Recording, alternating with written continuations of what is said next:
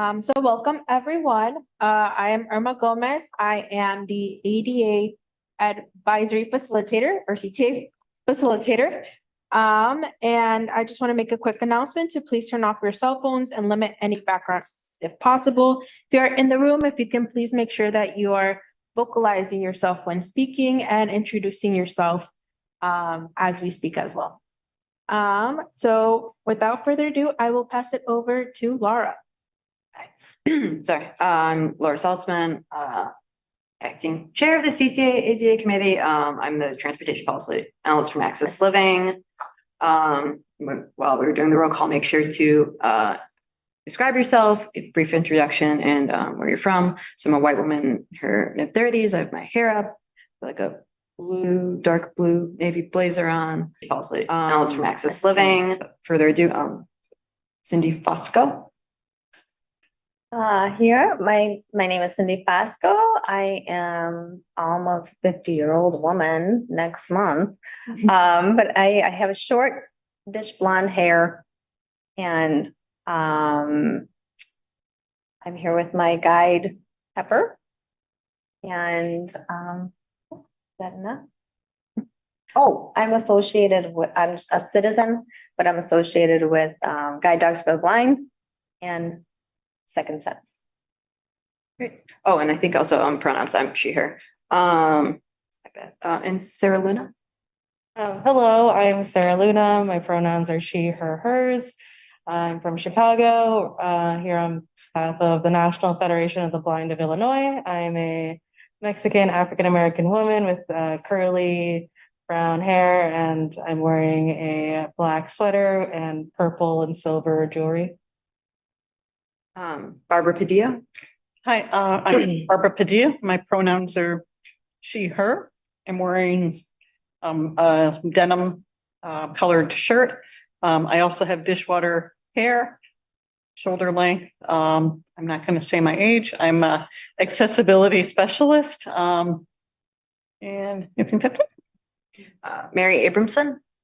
Hi, I'm Mary Abramson. I'm a rather short white female with dark brown hair, and I've been visually impaired all my life. I am here representing myself and all the folks that are blind and visually impaired who want to use the public transportation.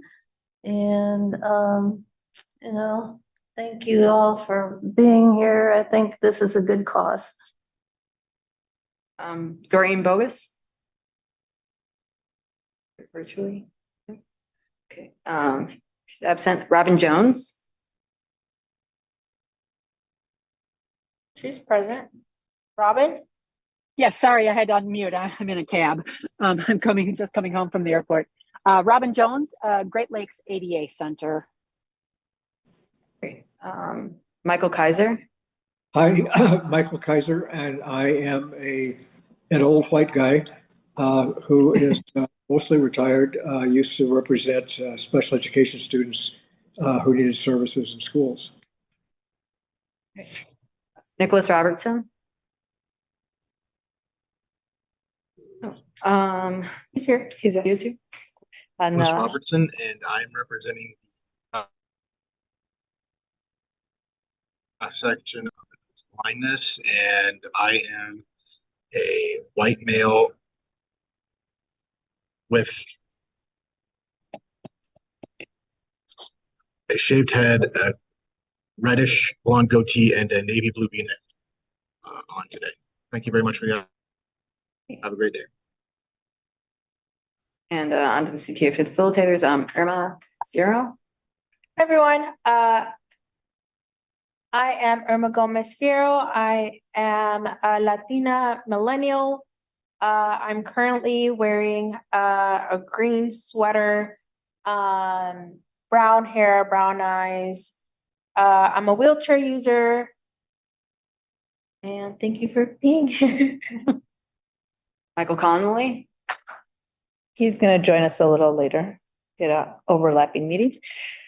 And with that, Elsa Gutierrez. Hello, my name is Elsa Gutierrez. I am a Latina woman with a black blazer and a guess multicolored shirt, brown hair with glasses. And I am the VP of Scheduling and Service Planning. So we have 8 people, so we do have a quorum. And with that, do we have any announcements? Is there anyone with any significant on the horizon, any events they would like to announce? Let everyone know about? No one present, but anyone virtually? Okay. And with that, I'd like to see if there'd be approval of the meeting minutes from July 10th, 2023. Does anyone have any changes to the minutes? Do I have a motion to approve the minutes? I move to approve the July minutes. Thank you. Mary Abramson moves to approve. Do I have a second? I have second. Barbara, seconded. Can I have a vote in favor? Aye. Aye. Anyone opposed? No. The ayes have it. The minutes have been approved. And now we are at public comment. Is there anyone with public comment? Yes, there's 3 public comments. The first one comes from Tammy. Their public comment states, why does a small Braille bus stop sign only has the word bus stop in Braille? And the sign include Braille for the bus numbers and the CTA route number so that the rider knows which bus stop there are and can find out when that bus is arriving by text. Just knowing it is a bus stop is not the same information that the sighted riders get on the visible bus stop sign. Some bus drivers do not pull up to the curb, or they stop at a broken part of the curb, or they stop where there is no curb. That may not be an issue for someone who is able-bodied, but this makes it much harder and even dangerous for someone with walking or balance concerns, or even just someone who is shorter. Some bus drivers will intentionally start the bus, release the brake while the rider is in the process of sitting down. This is a very dangerous position because the rider is completely vulnerable and literally could fall into the seat. No priority seat should ever be left folded up. If a passenger folds up the seat, they must be informed and held responsible to put the seat back down. We notice that many elderly people will not put the disability seat down. They may not know how, or they may not have the strength to lift the handle or the balance, physical ability to lean down to release the button. And there are bus drivers who do not stop or even slow down at designated stops, even though there are people at the stop.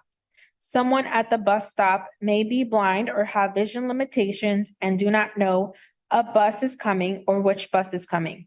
Not everyone's disabilities are visible. That's the first comment.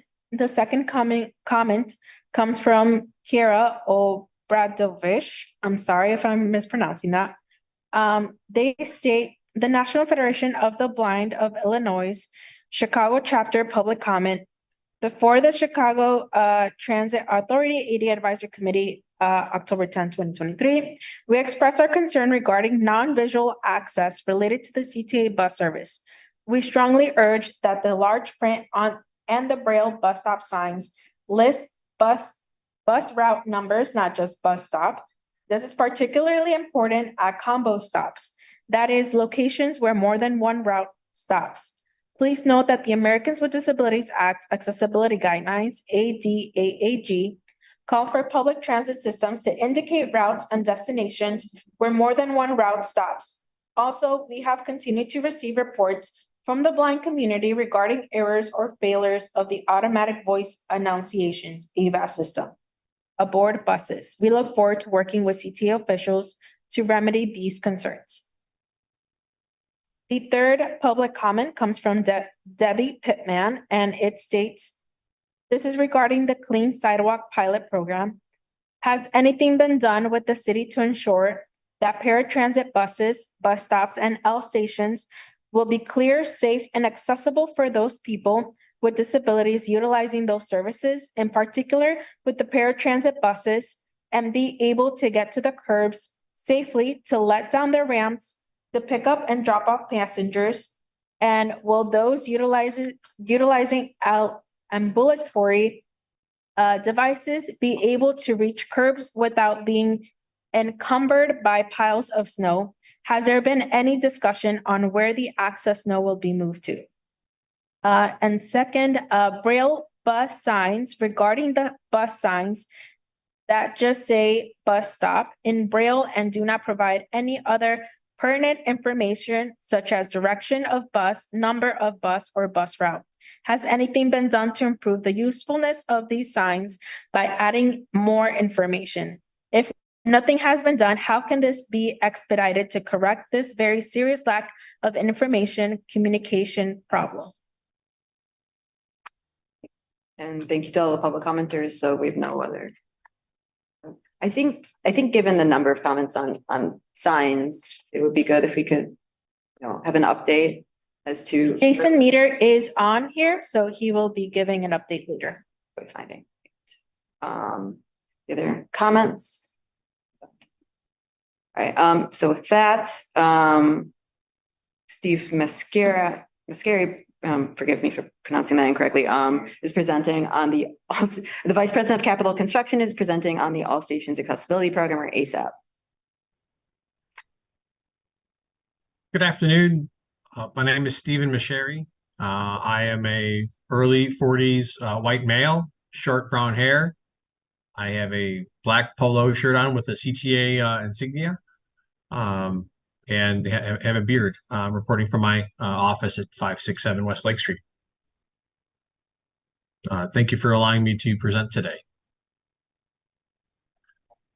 So first slide is the title slide for the All Stations Accessibility Program update for today. Next slide. Today we'll be doing an overview of the ASAP program, as well as the phasing. We'll be talking about stations by rail line, as well as non-accessible stations by rail line, current project overview, challenges or opportunities to come, and other ADA initiatives. Next slide, please.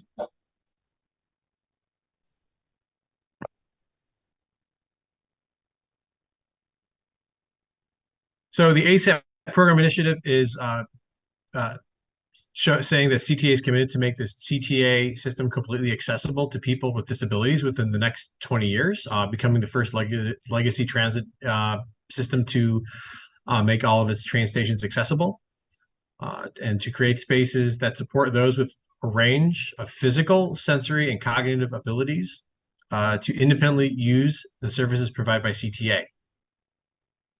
The ASAP program is 42 stations, which are currently inaccessible, are included in the ASAP program or one of CTA's other major programs. Throughout all the phases, all 162 stations elevators will be replaced or rehabbed. Next slide. The program budget is $2.1 billion. Phase 1 stations, which includes Racine, is $467 million. Phase 2 is approximately $234 million. And system-wide elevator replacement is $37 million funded to date. The Phase 1 project completion dates range between 2023 to 2025. Phase 2 completion ranges from 2026 to 2028. We did a revision to the program, which will be published in 2024, which we updated with new phasing, updated to estimates of the program, and additional narratives. The website listed at the bottom of this slide shows the current ASAP program. Next slide. So this slide shows the ASAP program broken down into 4 phases, which we've recently updated. Phase 1 shows all of these stations are currently funded. Phase 2 shows that we are currently 45% funded, which includes Irving Park O'Hare, Belmont O'Hare, Pulaski on the Congress branch, and Oak Park Ridgeland on the Lake Street Green Line branch. Steve, if you could just make sure to read out the stations the way they're listed when you're announcing the various phases to everyone. Okay. Going back to phase 1, we currently have funded Montrose O'Hare, California O'Hare, and Racine Congress, which are on the blue line. Austin, which is the Lake Street branch of the green line. State and Lake, which is in the loop. RPM Phase 1, which is red line, Argyle, Berwyn, Bryn Mawr, and Lawrence. Thank you. Thank you.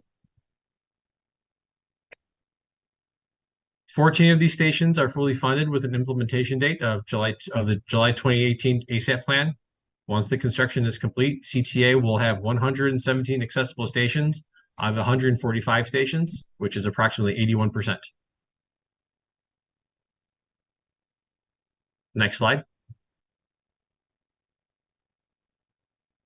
So this slide represents the updated Phase 2 progress. We recently received a $118 million FTA grant for all stations accessibility, which includes the O'Hare Irving Park Station, Belmont O'Hare Branch Station, as well as the Pulaski Blue Line Station. The Blue Line will, upon completion of these stations, the Blue Line will be fully accessible between O'Hare and Western stations. In addition, we received federal formula and state funds, which will fund the design and construction for 2 stations, which is Oak Park and Ridgeland on the Green Line. And completion of these stations will make the Green Line fully accessible once these 2 stations are complete. CTA also has an application for a mega grant with the USDOT for Cicero, Austin, Congress stations. Next slide. Currently, 103 of CTA's 145 stations are accessible.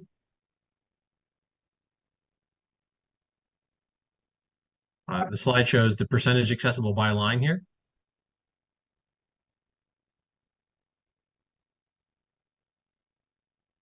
Next slide, please. And the following list shows non-accessible stations by rail line.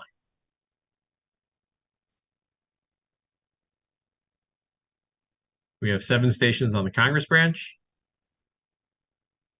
7 stations in the Dearborn subway, 2 on the Logan Square branch, and 3 on the O'Hare branch of the Blue Line. Next slide. Here we're showing the non-accessible stations, 3 on the Lake Street branch of the Green Line, 3 in the Loop, 5 stations on the Purple Line, 8 on the North Main Line branch of the Red Line, 3 in the State Street subway, and 1 on the Yellow Line. Next slide. So for a brief overview of the Phase 1 station work, Racine Station is currently awarded and the project is underway. We have work currently under construction and we're expecting to have done by the end of 2025. Austin Green Line Station, we've awarded, we've recently given NTP, and we're expecting to have complete there's a typo here. It says Q4 of 2023. Apologize for that. With the completion of Q1 of 2025. California Blue Line Station, we expect to have under construction starting Q3 of 2024 and complete Q3 of 2025. Montrose, we're expecting second quarter of 2025 and complete third quarter of 2026. And we're currently working with the city of Chicago to finalize procurement documents and expecting the project to start in 2024. And lastly, we have 4 stations under construction as part of the RPM program, which Jeff will talk to a little bit later. Next slide. Phase 2, Irving, we currently are assembling design documents for the Irving Park and Blue Line stations, which we are going to be putting out as one design package, which we expect to have construction start Q2 of 2026 and go through 2028. Pulaski Blue Line, second quarter of 2026, through Q3 of 2027. Oak Park and Ridgeland, we are also preparing planning design documents with construction starting in 2025 and finishing in middle of 2027.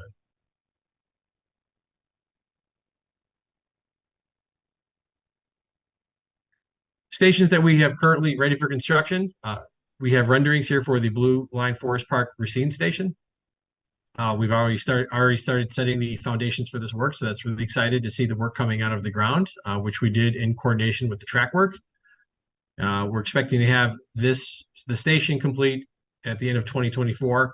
It's part of a project with a substation that will be done a year later outside of the ASAP program, but the same contract.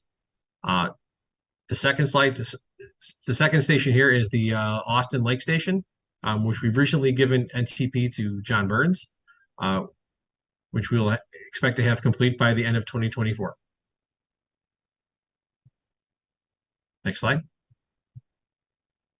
Again, a few more renderings. State Lake, we are expecting those bid documents to be coming out soon. A total of 8 elevators will be installed as part of this project, and we'll be working with CDOT closely on that. And then the bottom rendering shows the Blue Line Montrose Station, which we expect to have design complete middle of next year, with construction in 2025 going through 2026.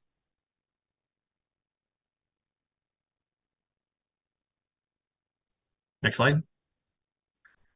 And these are 2 renderings of the California Milwaukee Station on the Blue Line, which will have, we're integrating with a historic station house on Milwaukee Avenue, while also bringing in ADA compliance. Currently, the design is underway. Construction, we're expecting NTP Q4 of next year, with completion of construction Q4 of 2025.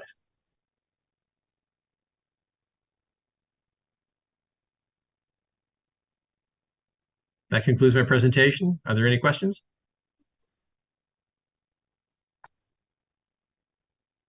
Questions? Yes, thank you for your presentation. Thank you. Great. Next is, next we have. This is Robin. I just want to say it's exciting to hear that we are making this kind of progress, because this has been such an issue for such a long time, and long time coming for people to be waiting as they have for these stations in the neighborhoods that they, currently don't have access on. So I am just thrilled to hear the progress, and it's the fact that the money is being made available through some of that. I'm sure that infrastructure grant and stuff from the federal government, is part of that process. But just want to say, I think it's great that we're finally 34 years after the ADA, making progress here. So thank you. Yeah, I'd like to echo those comments. Anyone else? Thank you. Thank you. Actually, I'm sorry. sorry. I do have a question. Mhm. Sorry. I was looking at the station at State and Lake, the one that's on the horizon for 2024. Is that, I'm not sure if it's just my eyes how I'm seeing it, or is it being built out into more of the street area? Is that going to affect traffic at all? Or it looks like from the rendering that it's built out like more into the street than it currently is now. Is that correct? We don't expect that the track structure is going to be encroaching further into the street itself. There will be some modifications to the track structure to support the new canopy, but we don't expect that we're going to have a change in the footprint to the track structure. We'll obviously have some impacts working with CDOT while the station's being built, similar to, at a broad brushstroke, similar to what we did with Washington and Wabash with the city, where streets were had to have intermittent shutdowns. But to the initial question, we don't expect to be taking up a lot of real estate in the intersection when the project is complete. Okay, thank you. This is Laura. Will there still require transfers on the street from the elevators? Or how's that design working out? The intent is we're working with CDOT to minimize those transfers. Mm-hmm. So that is something that we really pushed the city to minimize any sort of a transfer from the elevated down into the subway. So with this design, is it, so it'll be reduced or it's gonna go straight up or? I believe right now we're trying to get it to go right into the mezzanine at this point, Okay. and in the subway. Great, thank you. Welcome. Any other questions or comments? I just had a comment, just more for clarification. Steve, you mentioned a substation. Can you tell us a little bit about what substations do, just for information for the committee members? Of course. Thanks, Elsa. So as part of the Racine Station reconstruction, we're also, it's part of the Forest Park rebuild. So we just recently completed a track work between UIC Halstead and IMD with a lot of help from a lot of different departments. So as we're transitioning into rebuilding the Racine Station, we are also be in the process of building a new substation at Morgan Street, which is also on the Forest Park branch, which will provide power reliability to the Forest Park branch for additional headways, additional trains on that branch of the Blue Line. So that work will be happening simultaneously with the Racine Station construction. You. Thank you. Anyone else? Over that then, thank you, Steve. We'll move on to the Red Purple modernization updates presented by Jeff Wilson, Director of Community Relations. Good afternoon, everybody. Jeff Wilson, Director of Government Community Relations for Chicago Transit Authority's Red Purple Modernization Project. I am a 55, oh, that was painful, white male wearing a black and white, I don't know what this is, jackety thing, vest jacket, with a green sweater underneath. What else? That's it, I think. I'm here to give you a briefing on the Red Purple modernization progress update. Next slide, please. I want to start first with the Red Purple bypass area, which is our North Main Line project area. So in the middle of the screen is a map of the Red Purple bypass area, which is north of the Belmont Red Line station and just immediately south of the Addison station. And that is east of Sheffield and west of Halstead. That is the approximate area of this Red Purple bypass area. The Red Purple bypass was opened in 2021 for train traffic, which essentially segregates out the brown, purple, and red lines so they can go seamlessly north and south and northwest without having to stop in the middle of the tracks to wait for each other. That was successfully opened in 2021. Right now, we are working on the North Main Line of the Red Purple line, and that should be completed at the end of 2025. And that area is on the Red Line tracks, north and south of Addison. On the right-hand side of the screen, you have the project area for the Red Purple bypass area. We have Project 1, which is Belmont North. And then we have Project Area 2, which is where the North Main Line area mostly takes place. And then Project Area 3, which is the western half of the Brown Line, going west to from Sheffield. Next slide, please. Here, this screen shows some photographs of what we're doing in the Red Purple bypass area. On the left-hand side of the screen, you can see them laying some of the track work. The middle of the screen shows a piece of equipment being lifted up to the track level with the newly installed sound barrier walls that have been installed. And on the right side of the screen, you see a picture of the tracks being laid with new plinths. And the plinths basically are what support the track structure, like the rail and the ties. Next slide, please.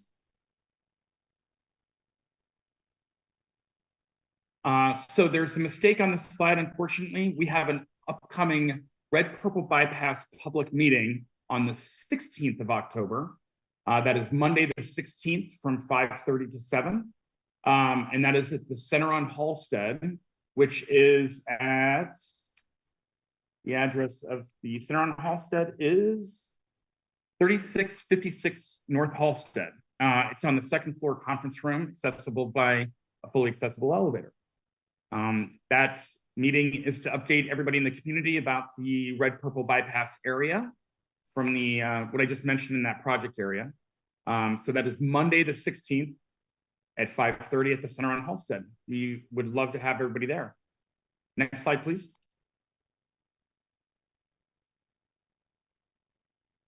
So now I'd like to move north to the other half of this project, which is the Lawrence to Bryn Mawr modernization project area.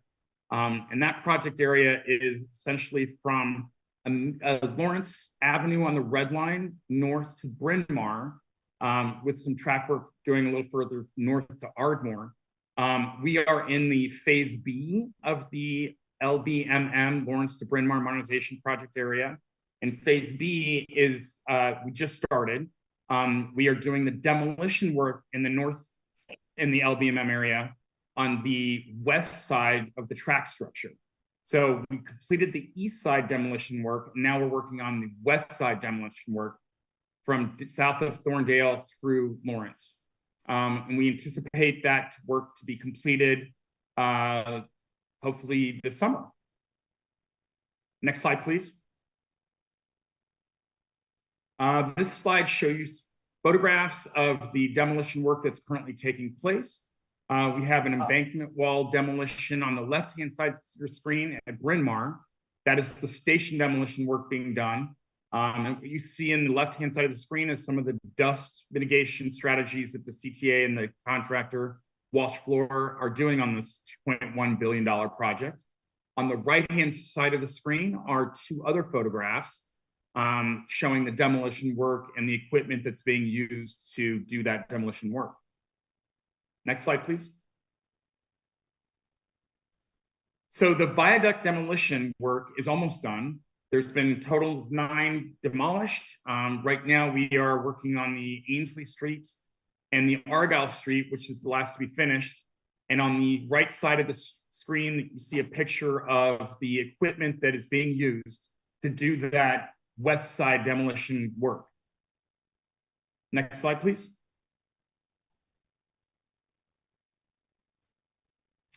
That is it for the presentation of the Red Purple Modernization project area.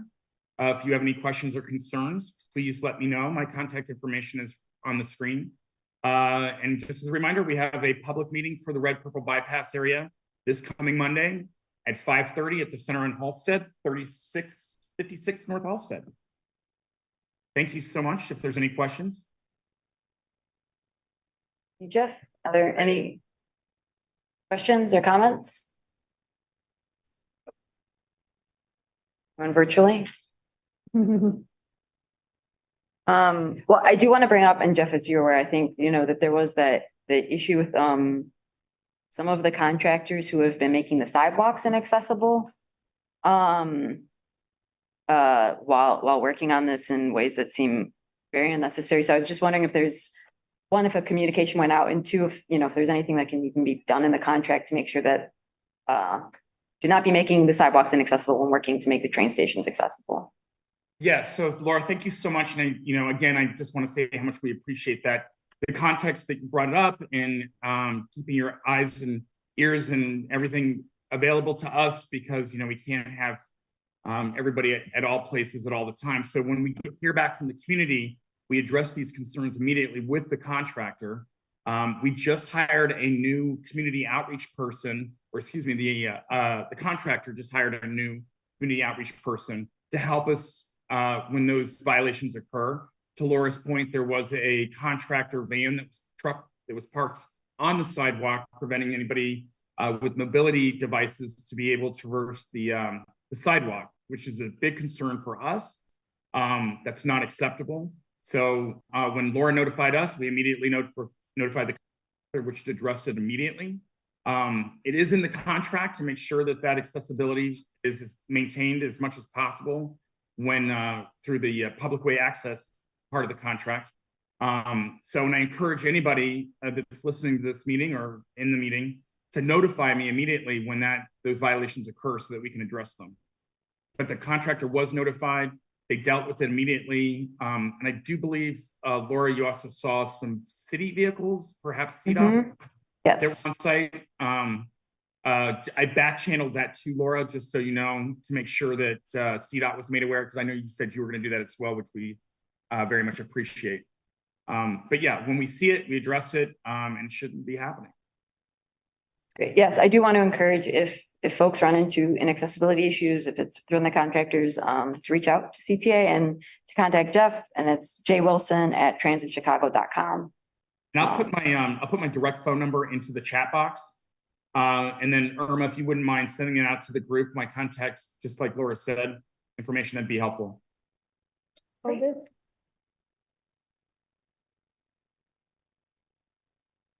Comments or questions for Jeff? I do have a comment for Jeff. For the next meeting, could you provide pictures of the area that's been cleared? I thought the pictures were really good to show kind of the impact of the work that's being done and how thick that concrete was. But I think the other thing that would be helpful is now, what does it look like? And you may not be in that position right now, but maybe for the next meeting to kind of see what that clearing looks like. Absolutely. Thanks, Elsa. I'll make sure it happens. And speaking as someone who's nearby, it's been quite impressive. So credit. Thank you, Laura. All right. Anyone else with questions or comments? Thank you again for the presentation. And then I guess with that, we'll move to Tactile bus stop update, presented by Jason Meter, Traffic Planning Senior Manager. Hey, good afternoon, everybody. My name is Jason Meter, Senior Manager of Traffic Planning. I am a white male in the last couple of months of my 30s with brown hair and beard. It's getting into an update on the tactile signs. I'll start with acknowledging the questions that were brought up, or the comments at the beginning of the meeting. So it was acknowledged from the beginning that, having additional specific information on each sign, while valuable, would cause a lot of cost and labor associated with the fabrication and maintenance of location-specific signs. Having the tactile signs at each bus stop location is already in excess of ADA requirements. So we were trying to, without specific guidelines that we had to follow, balance, what we were hearing from the community, and, also being able to roll this out to as many locations as possible. So, with that in mind, we heard that, in most of the locations where we have bus service, there's only, one route along one of the streets. So the, intent and problem that these signs can help solve is that customers will know which corner or which pole to wait near, so that an operator knows that they're intending to get on the bus and they will be in the correct location. Understood that there are certain areas that maybe it's more challenging and there's multiple routes and bus stops. But again, to balance the cost, maintenance, and provide as much of this as possible, that's why that decision was made, and what determined the current form factor of the tactile signs. So I guess moving into an update, currently 16 entire routes have the tactile bus stop signs installed end to end. Due to operational labor efficiencies in getting them installed, we have some funding left to probably do another 2 to 3 routes, in addition to what's already out there in the next couple of months. The ones next in line, based on our initial prioritization, are Route 72 North Avenue and Route 29 State Street. So, those should be coming over the winter. Right now, we're just waiting for the procurement of additional signs themselves to get that moving forward. And a little bit bigger news on the same topic. CTA was recently notified that we will be recipients of a new grant via RTA under Section 5310 Enhanced Mobility of Seniors and Individuals with Disabilities Program.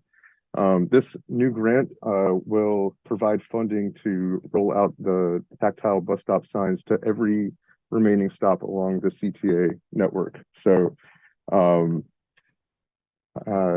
yes, you'll be able to expect one of these signs at each and every stop. Now, the nature of the funding, by the time it becomes available to CTA and we go through the procurement process for new signs, estimate it might be a year or so before, that starts rolling out. And then just due to the vast size and number of bus stops and labor availability, will probably take a couple of years plus to roll that out to every single location in the system. But it is coming, and we'll move forward with it as quickly as we can. So I'm definitely happy to share that piece of news with you all.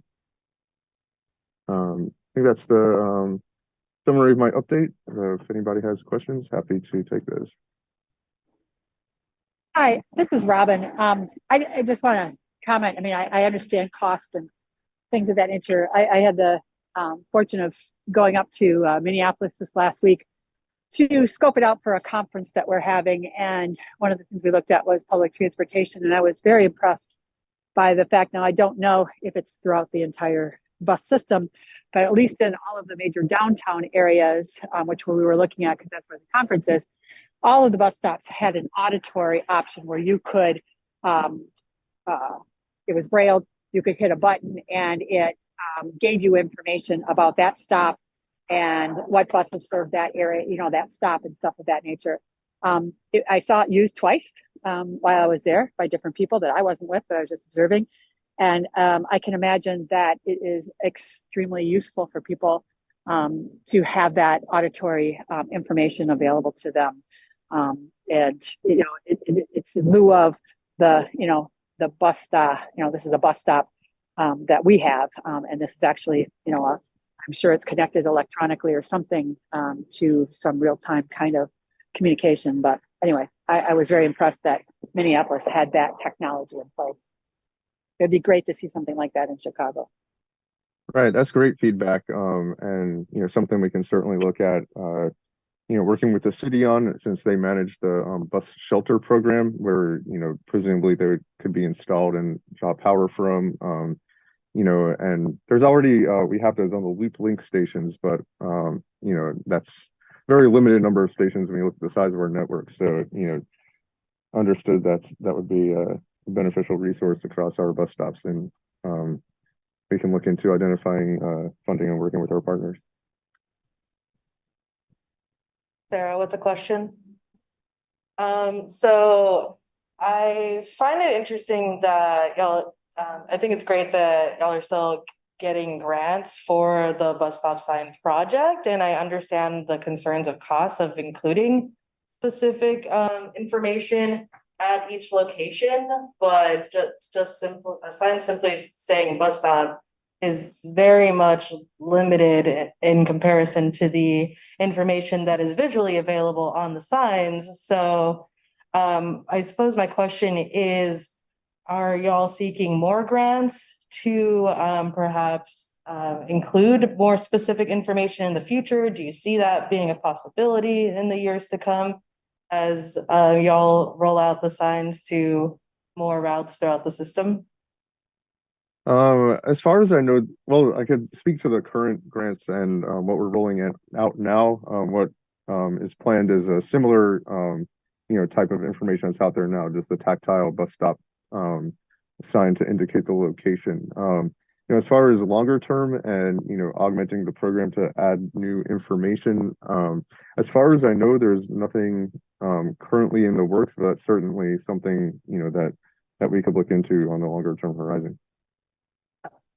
This is Laura. I just want to follow up with that before. Anyway, has there been an evaluation? And I know the 5310 grants like that, the current cycle closed.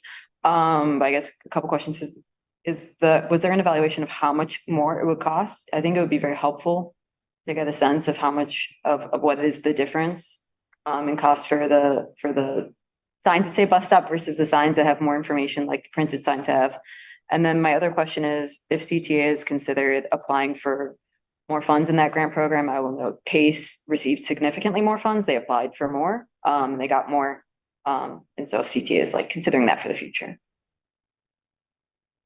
I'm not sure about the plans for future seeking future funds. That's typically handled by a different department going, and seeking the funding on the front end and planning long term. But I can try to find out about that. And as far as we've gotten some positive feedback on the tactile signs rolled out so far. I don't know if there's been comprehensive study done to do that or not. And then as far as the cost difference, I'm not aware of any specific analysis. It was something that was decided up front, before rolling out the current pilot system, and that decision was made before we started the installation. So sorry, I don't have specific answers to those questions right now. It's okay, Laura. Mike Connolly, I'm the Chief Planning Officer. Just to follow up, we'll be glad to contact Minneapolis and find out and get the cost of their signs so that we can give you guys an estimate, and we'll prepare some information for the committee as a follow-up to let you know what it would take. And then as far as, applying for it, certainly we could apply. There are many sources of grant funding that we can go for. We've been applying for some SMART grants. I don't know what the acronym stands for, but it's SMART. And that's federal grant funding that's available for information systems and for communications with customers. And so we're exploring a number of opportunities on that. And this certainly can go into the hopper. The original Braille signs were something that came out of this committee. I've been here with this committee long enough to remember when it was brought up at this committee, and we had folks who were visually challenged that wanted us to do something very specific about putting something so they could identify which post had the bus stop sign at the very top of it, so they'd know where to stand when the bus came. So this was a very specific purpose, but I don't want to say that it's the be all and end all, as was pointed out. It's a very simple. It just says this is the bus stop. That's all it really says. It doesn't give you any information. It doesn't give you when the next bus is coming. And we're very interested in expanding our information available to people, and we'd like to do something. We did do Jason mentioned, we did do a cooperative purchase and installation of buttons at the bus shelters, like the one in front of this building, where you can press a button at the shelter and you get an audible saying where you are and when the next bus is coming at that location. That took a little bit of doing because as mentioned, the shelters belong to CDOT. It's their contract, but the information and the bus stop is our contract. And so we had to meld those two and put it together. And that was done as a pilot. And I think the reaction was good to it. I hear what you're asking for, and I think it's very good that you're asking for it. I think it's very good that we'll follow up and try to make sure that we can do as much as we possibly can, because communication with our customers of all kinds is important. So. Great, Sarah. Sarah? So with regards to the audible announcements at bus stops, I feel like it is wonderful when I come across them, but I more often don't come across them at bus shelters, or it's even less often that I find them, and they actually are I can actually hear them because many times they're very quiet. So I would bring that to your attention. And I actually lived in Minneapolis for about a year on and off. And in addition to their audible announcements at bus stops, they have audio pedestrian signals at all of their major intersections. And those signs have large print and braille that tells you what the intersection is, and there's a button you can push that'll tell you if you could wait or if you should cross. And if you hold the button, then it'll tell you what the stop is. What the intersection is as well. And so very much like Minneapolis does have a robust non-visual access to information regarding transit.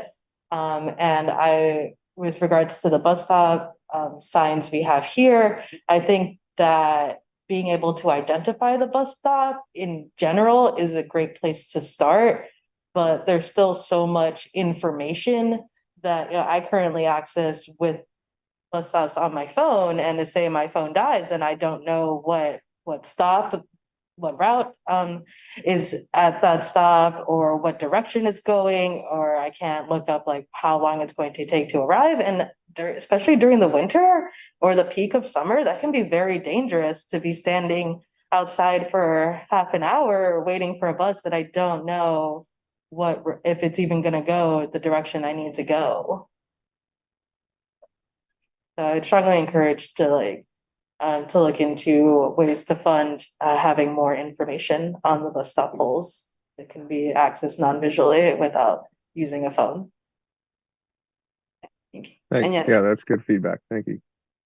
and yes, agreed that for those who are not aware, the DOJ found that the city of Chicago was in violation because of our lack of APS intersections. So that is not CTA's purview, but I agree with you that is something that needs to be pushed strenuously. And the budget hearings are coming up, so what a great timing. I also want to follow up because some folks have raised to me the issue of not everyone can locate the bus stop sign. Especially for I think it's easier for folks who are low vision, and I realize that the specific size of the sign was picked for a reason, but if there are considerations, I know we've talked to CT in the past of whether it's something tactile on the ground, so if a cane goes over it, but something so you can locate it if you cannot visually locate the sign. I know it's like not an issue with bus enclosures, but there are times if there's no bus enclosure, there's no bench, it can be difficult. Just raise that as a consideration.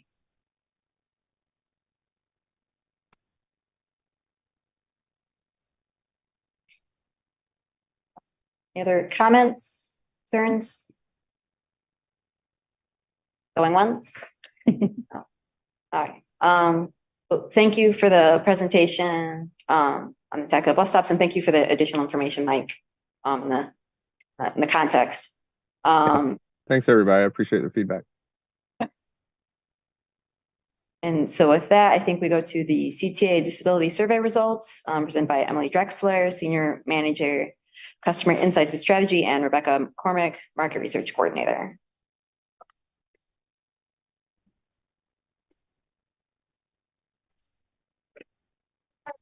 Are you oh, you're sharing for us. Is that okay, Rebecca? Yeah, I guess so. Okay. It's just two James. It's fine. Hi everyone. My name is Emily Drexler. I'm the Senior Manager of Customer Insights and Strategy. As you mentioned, I'm joined by my colleagues. There's another one in the room, so I'll let them both introduce themselves, and we're going to all provide some information about the Customers with Disabilities survey that we conducted over the summer. We're really excited to share the results. So Rebecca, do you want to introduce yourself? Sure. Hi, I'm Rebecca McCormack. I'm the Market Research Coordinator, and I'm a white female wearing a pink sweater. Hey everyone, I'm Lucian Liz-Lepiers. I am Project Manager for Customer Experience. I am wearing a brown blazer, white shirt, and tie, and I have yellow glasses on. I'm a Latino male. All right, and I forgot to say I'm a white female in my 30s. I have short brown or medium length brown hair, and I'm wearing a floral t-shirt. If you could go on to the next slide for us, that would be great. So this survey was a collaboration between the CTA's Planning Department and Innovation Department. We regularly conduct customer surveys at CTA, but we've never done a survey of or not in the near past, a survey of customers with disabilities focusing on our riders in that area. So we're really excited that we were able to conduct that survey this summer. The goals of the survey were to understand customer experience for those with disabilities, including biggest challenges, concerns, and barriers to riding transit. We wanted to learn what improvements would increase ridership for customers with disabilities. And we also wanted the opportunity to provide information about reduced fare and free fare programs for those that maybe weren't aware or weren't currently using those programs, just to make sure that the information was out there to the right audience. Go to the next slide. So as I mentioned, the survey was conducted over the summer. It was actually open beginning at the end of July to the end of August, so just one little typo there. The survey was put on an online survey platform. We use SurveyMonkey, and we did our best to follow all of the best practices for making sure that the survey and the format was as accessible as possible. We did some tests with folks that use screen readers and also offered to help out anyone that needed assistance with the survey, either going through it. The survey was distributed through emails sent to venture customers that use special fare programs. We also sent the survey via email to customers that had previously opted in for additional surveys. The survey was, in addition, was distributed through the ADA Advisory Committee, MLPD, and sent through to several stakeholder groups.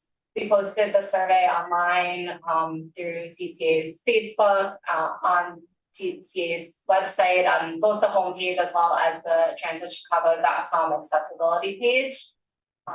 We were able to hand out some flyers at the Disability Pride Parade. We had flyers with the link to the survey and had some Braille flyers as well. And anyone that took the survey was entered into a prize drawing to win, to sort of incentivize customers to give us their feedback on this topic. In total, we received 660 completed surveys, and there was an option for people who needed assistance taking the survey that they could, help somebody out doing so. So there was kind of a different path for the survey. And we had 15 respondents who assisted somebody with a disability to complete the questions. The results are valid at the 95% confidence level with a margin of error of plus or minus 2.3. So it's a pretty statistically valid sample of our customers with disabilities. And we had a couple of people take the survey in Spanish as it was available in that language as well. Next slide. So I'm going to turn it over to Rebecca. She's going to walk through the results. The slides have basically the results from each question. So, one slide has one question, the next slide has a different question. There's a bunch of charts as well. So she's going to kind of give you the high level information that we received, give you maybe the top 2 or 3 responses to each question. And then after she's done, Lucian's going to follow up with some next steps that we have based on what we learned from the survey. So go ahead. Okay, so starting with the results, one of the questions we asked respondents was how frequently they ride CTA bus and CTA rail. From this, we found out, or we saw that 75% of respondents are considered frequent riders, which means they indicated using CTA at least 1 to 3 days per week. 68% of the respondents indicated riding the CTA bus at least once a week, and 53% of respondents indicated riding CTA train at least once a week. Next slide. We also asked about their use of other modes of transportation. And for that, besides CTA, Uber, Lyft, or similar ride-hailing apps was the most frequently selected mode of transportation, with 59% of respondents selecting. The next 2 most commonly selected modes of transportation were Pace and Uber, both with 38% of respondents selecting. Next slide. We asked respondents about their trip purpose when using CTA, and medical dental appointments was the most commonly selected reason, with 67% of respondents selecting, followed by personal business errands with 59% of respondents. And then our chart is showing a comparison between the customers with disabilities survey to one of our quarterly surveys from Q2 of 2023. And looking at that chart, you can see that respondents from the customers with disability survey are much more likely to indicate using CTA for medical and dental appointments. Next slide. We asked respondents where they access information on CTA accessibility. The most commonly selected information source was trip planner apps, including Ventra, Google Maps, and Apple Maps, which was selected by 66% of respondents. Communication from CTA was the second most common selected response, with 39% of respondents selecting that. Next slide.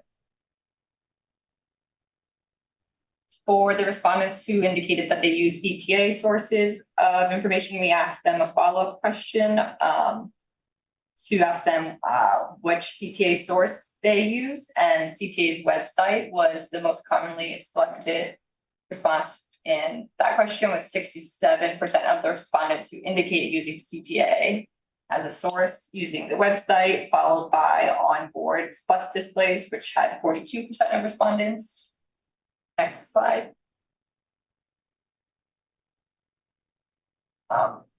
We asked on the survey if people used a fare program, and 74% of respondents indicated that they used a special fare program. 11% of respondents indicated either they didn't know about special fare programs or weren't sure how to sign up.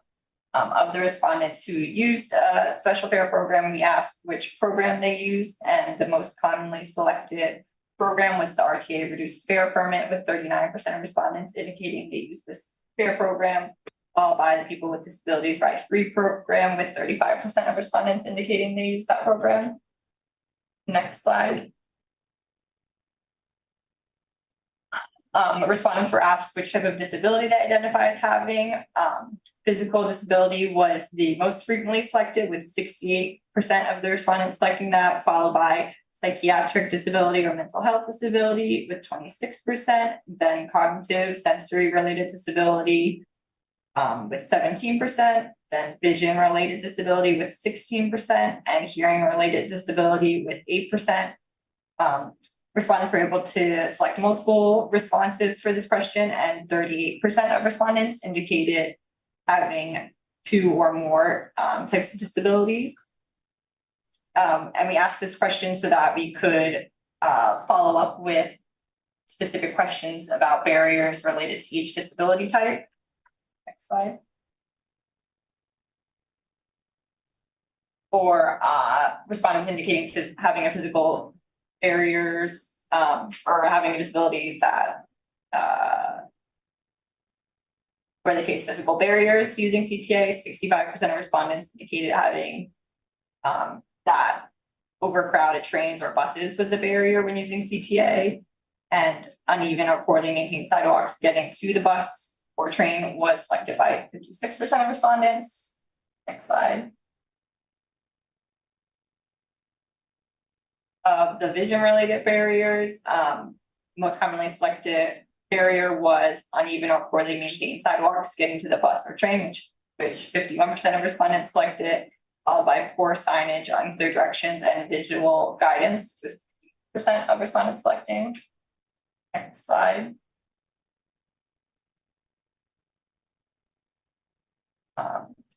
67% of respondents with hearing-related barriers selected missed stop announcements as a barrier to using the CTA. And then the second most commonly selected one was insufficient visual alternatives for captioning for auditory information at 46%. Next slide. Sensory overload in a crowded or noisy environment as a barrier for 72% of respondents with cognitive or sensory related disability. The next most selected barrier was difficulty understanding announcements or instruction, with 48% of respondents selecting that barrier. Next slide. We asked respondents which part of their trip on CTA is the most challenging, and the most frequently selected part was during the ride on the CTA bus or train, with 29% of respondents selecting this part of their trip, and the least commonly selected part of their trip was transferring to another service, which was selected by 11% of respondents. Next slide. We asked respondents how much they agree with the following statement: meeting my accessibility needs means that my trip takes longer, and 68% agreed that meeting their accessibility needs meant that their trip would take longer on the CTA. Next slide. These next few slides are questions about satisfaction with different attributes related to CTA, which we also ask on our quarterly survey. So the graphs demonstrate or show a comparison between the Q2 2023 survey and the customers with disabilities survey.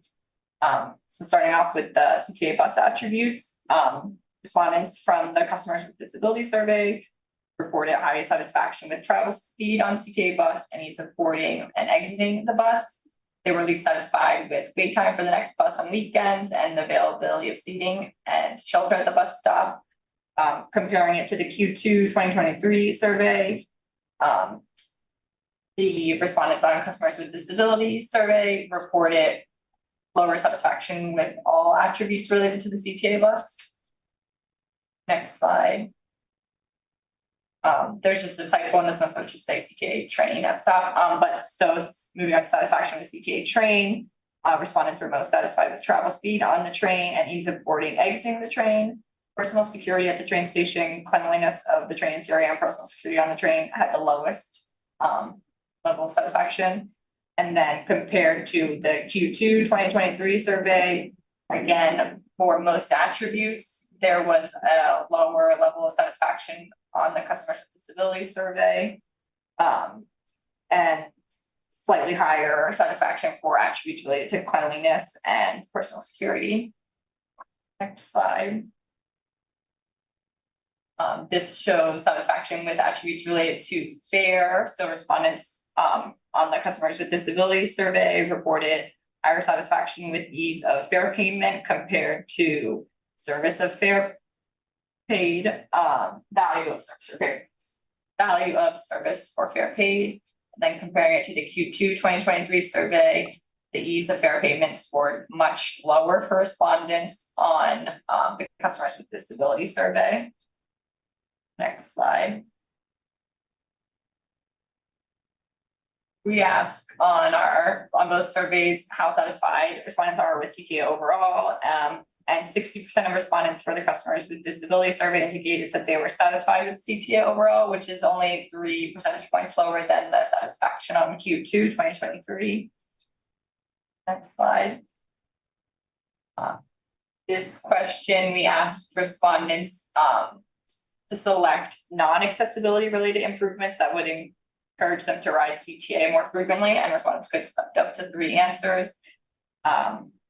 Of the improvements, faster and more reliable buses and more accurate real-time arrival information for buses were the top 2 non-accessibility related improvements that were selected that would improve that would encourage respondents to ride CTA more frequently.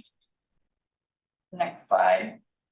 And then this is our last slide related to our results. We had a few opportunities where respondents could provide comments, and we received about 600 comments. And then I'll just read through a few of the comments that I pulled into the presentation. I have a respiratory disability. The trains are often too smoky and impact my breathing even with a mask. Drivers don't always use the bus stop announcement feature. Please educate drivers and staffs about invisible disabilities. Often I have no idea what the train line is as a blind person. Wait to take off when everyone is either seated or secured. And please add more seating at train and bus stops. And then that concludes the results, and hand it over to Lucian to talk about next steps, I guess. Everyone. All right, that was a lot of information. I feel like every time Emily and Rebecca present something, there's like, even though we've seen this information internally a bunch of times, like every time there's something you need to learn, and like something you need to work on too. So I think this slide is pretty exciting, right? Last time I presented to the group, we spoke about the customer journey map, right? And how we really want to invest in a couple key segments, one of which is customers with disabilities, right? And we want to find out more. We had this awesome survey. And so now this slide is really talking about how do we turn these insights into action? So the first couple of bullet points I'm going to talk about are really small near-term things that we shopped around with different departments that we're going to be working on. And then the bottom group of bullet points are a little bit longer term, a little bit more vague. but I think are very cool directionally, right? So I'll go through each set of bullet points one by one. The first one I want to talk about is publish real-time bus crowding data. And so this is related to the insight on one of the earlier slides where overwhelmingly the most difficult moments among these respondents in the whole CTA journey was when you're actually on a CTA vehicle, right? And we also noticed that a huge population were folks that have physical disabilities. And for those groups, the worst part about being on board a CTA vehicle was crowding, right? And so we're seeing some of these insights. And one thing that we're going to do is add bus crowding data to both the bus tracker website and an upcoming refresh of our transit feeds that are moving to a different standard called GTFS RT. And that will happen in spring, summer of next year, 2024. Basically, you'll be able to, when you use those tools, you'll be able to know if the bus has is pretty empty, has some people on it, or is really packed, which I think is just another tool in the toolkit to help plan an awesome trip, right? The next bullet point is all about reducing sidewalk barriers. So this was cited, right, by folks who have both folks on those two sides, one of folks with physical disabilities and folks with vision-related disabilities. So it's a huge issue, right? Obviously, we know this. First action is we're gonna expose more data points to some of these trip planners, such as Google Maps, Apple Maps, that will improve the quality of trip plans that are suggested so that folks can avoid poor sidewalk conditions, which is very cool. And also just to double down on this, we called out third-party trip planners because there was another insight where they are the biggest source of information for people about planning accessible trips, right? Even more so than CTA's direct information. So we really want to lean in on those partnerships and make sure that they have the best information as possible so that folks at the end of the day can plan things accurately, right? The second action is we have super rich data about Ventra usage, and as an extension of that, we have information about where folks that have an RTA permit tag. And so what we can do is we can aggregate that data, anonymize it over, let's say, a year-long period, and then see, okay, we have a ton of activity with by people with RTA permits at in this 15 block radius, right? And then we can provide it to City of Chicago to use as an additional data set when the city starts to prioritize some of these sidewalk and bus stop improvements, right? So we're really leaning into this very valuable data set that we have to help our partners provide better services, right? This isn't something CTA controls, but we recognize that we have a role in this relationship, right? And then lastly, so those are three pretty cool but small actions, right? And so the idea is, okay, how do we go from 3 actions to 30 actions? And one way that we're going to do that is to really create a structure to identify and shepherd new initiatives based on this data, based on other data that we collect in the future. And so we're going to form an internal working group focused specifically on customers with disabilities, representatives from multiple departments, everyone's at the table, and we can really talk about going from 3 actions to 30 actions to 300 actions, right? Which I think is a very cool and sets us up for long-term success. And then the last 2 bullet points, which are a little bit more vague, a little bit more longer term, they revolve around curbside bus infrastructure. So the first one is a couple folks who are involved with the bus stop furniture upcoming contract with City of Chicago are going to certainly advocate for some of these issues that were raised in the presentation. And then the second one, I think this builds on something that Robin and Sarah Luna really showed interest in earlier. We are working, a couple departments are working on identifying a pathway so not only can we have more digital screens at bus stops, we can have better ones. And how can we have text to speech at every single bus stop screen, right? So I think that's a really cool initiative that responds to some of the things you guys are talking about. And I think will be certainly something very impressive. No details right now, right? But I think 2024 will be a very good year. Any questions or comments around these action items? I have questions, but does anyone else have any questions or comments? I do. Hi, it's Cindy. I'm not sure if this coincides with this, but having a reduced fare card, you have to actually use the physical card. Is there any way in the future that it's gonna be in our phone, like we can load it into our phones and just use our phones to have access to getting into the L stops and on the buses, how, people can just scan their phones? I'm wondering if Yeah, that's totally. actually an option for us. We don't have any specific details right now, but we are talking about ways to onboard all of our special programs onto that digital experience, right? We have the UPass experience, we have the RTA permits, and we really eventually want to be able to have everyone can have a virtual card.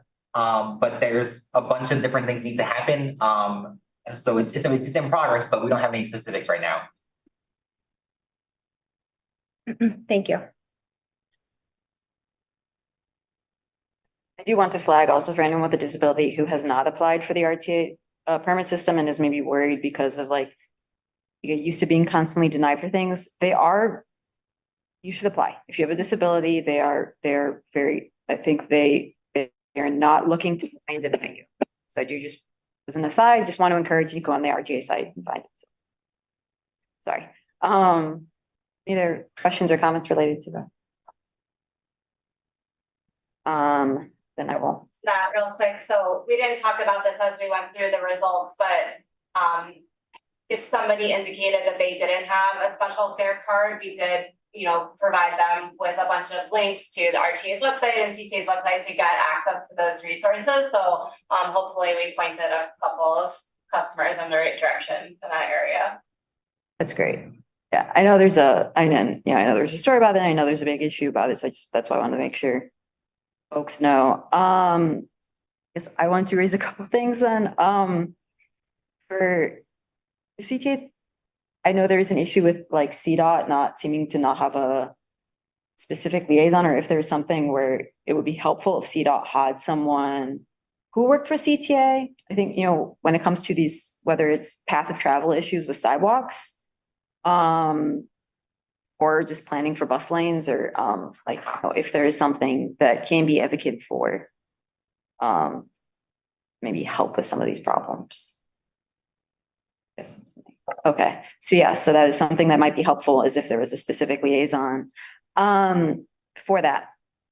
And I think just a general, I think for all of us, like, even though it's more work, just that probably CDOT does, and that the city needs to be lobbied more for sidewalks, right? Because the CTA is cannot fix the sidewalks and cannot push sidewalk snow clearance, which is an active campaign, and they're trying to design a pilot around that. But I think it is a huge concern. So making it clear that when the city is investing a lot of money into making trains accessible and stations accessible, they need to make sidewalks accessible as well. But thank you for having this data. It's very helpful for pushing the city to have the data showing, the CTA responses. Just want to note that. Oh, sorry, just trying to run into all of my comments. That I can ask later.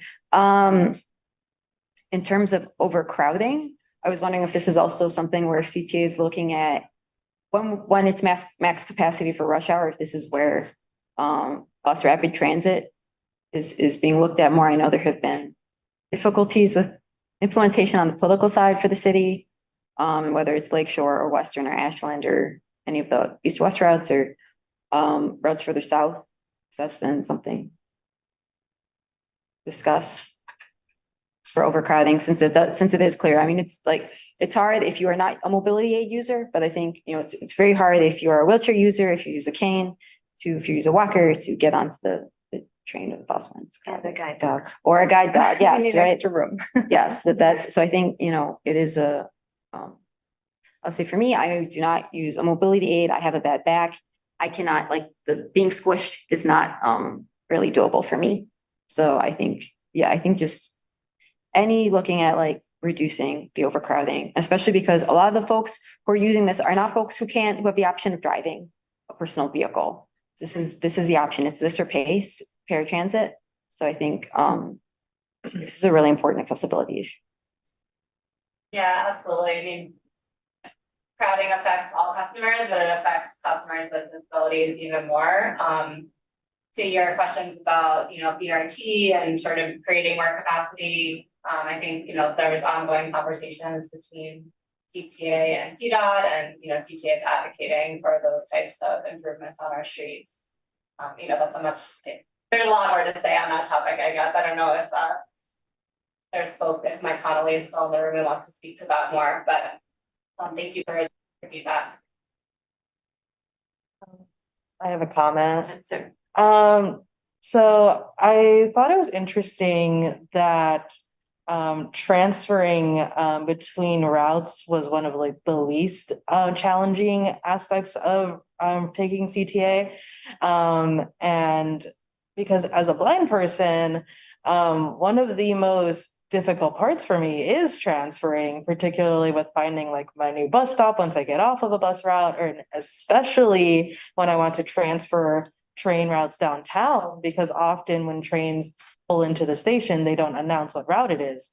And because I do have some vision, I most often identify a train visually, but every single time when a train pulls out of a station and it doesn't say how, I just think like this would be infinitely much more difficult and intimidating to do if I couldn't see it all. And I have plenty of friends and colleagues who cannot see it all. And I think it's still remains a big issue.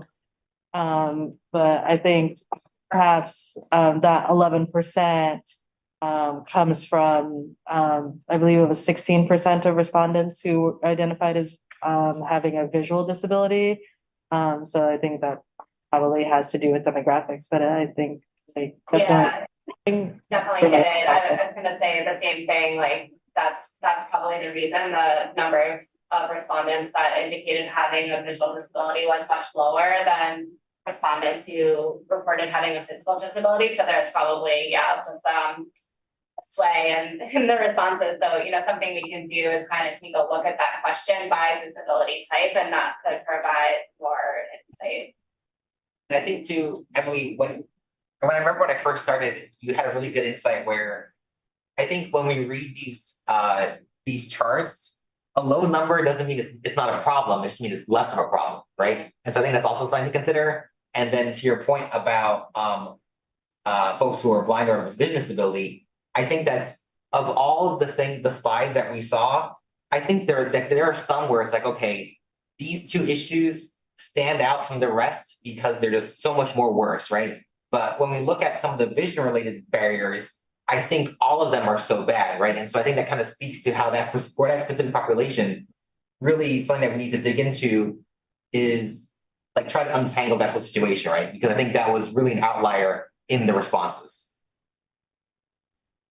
I think something to consider, and I realize this is be difficult from a data perspective, but like if you might not be getting a lot of responses of this being a problem because it is such a problem that people are not writing, right? So it's like they're not using the system so they're not complaining because it's like, well, I can't use the system anyway. And again, I realize it's a more difficult thing to get at. And yeah, I've also heard I think making sure that operators make sure to announce what line it is for transit when there's multiple trains. I've heard it pretty consistently from folks that this is a huge issue. It's an issue, it's an issue on the brown line, and the purple line of just, making sure that, it is really important to announce what line you're on. Not everyone can tell.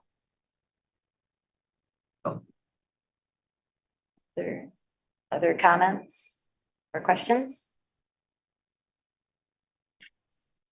Going once.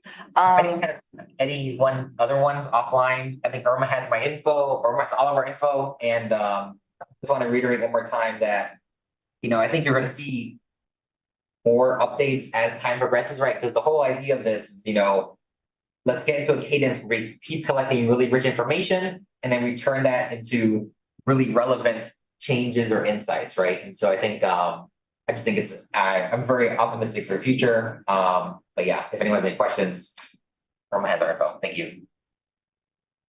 This is Laura. I do want to thank you guys. I want to thank you for the survey and for the presentation. This is really helpful. I will say, like, for my purposes, this will be very helpful for advocacy outside of CTA, with advocating with this, lobbying the city, and others. So, thank you.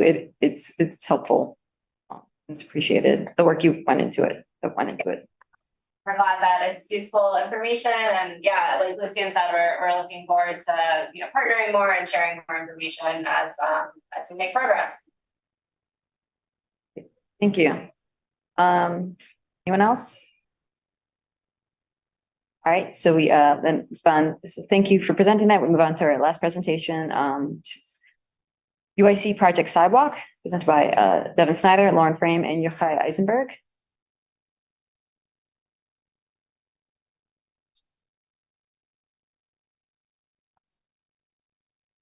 Good afternoon, everyone.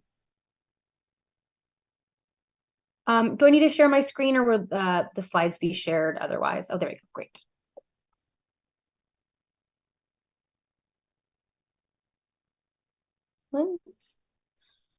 Afternoon, everyone. My name is Devin Snyder. I am a white woman in my early 30s with some kind of dirty blonde hair that's up in a messy bun. I'm a project coordinator working with the University of Illinois Chicago's Department of Disability and Human Development. And as Laura mentioned, I'm joined by Lauren Frame and Yochai Eisenberg, who I'll let introduce themselves.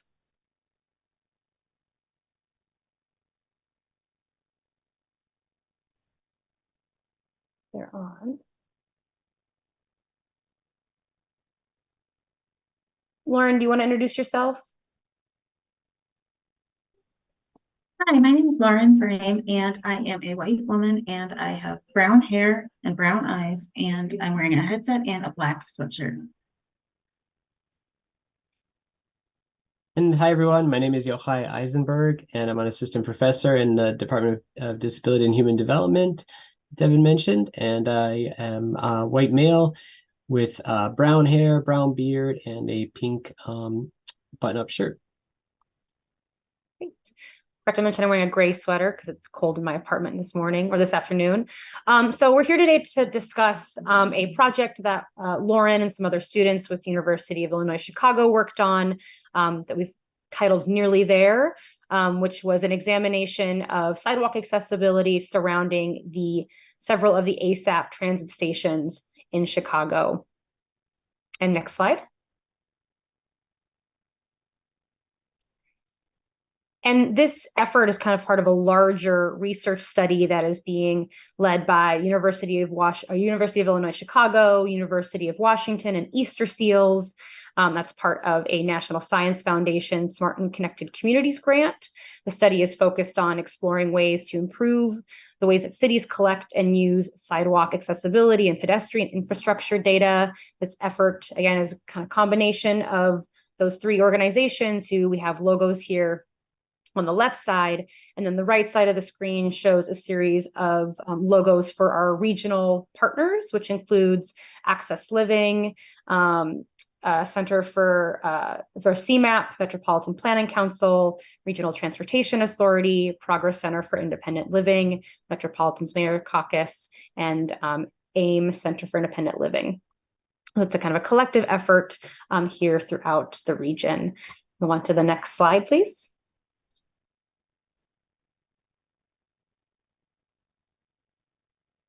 Oh, sorry, next slide.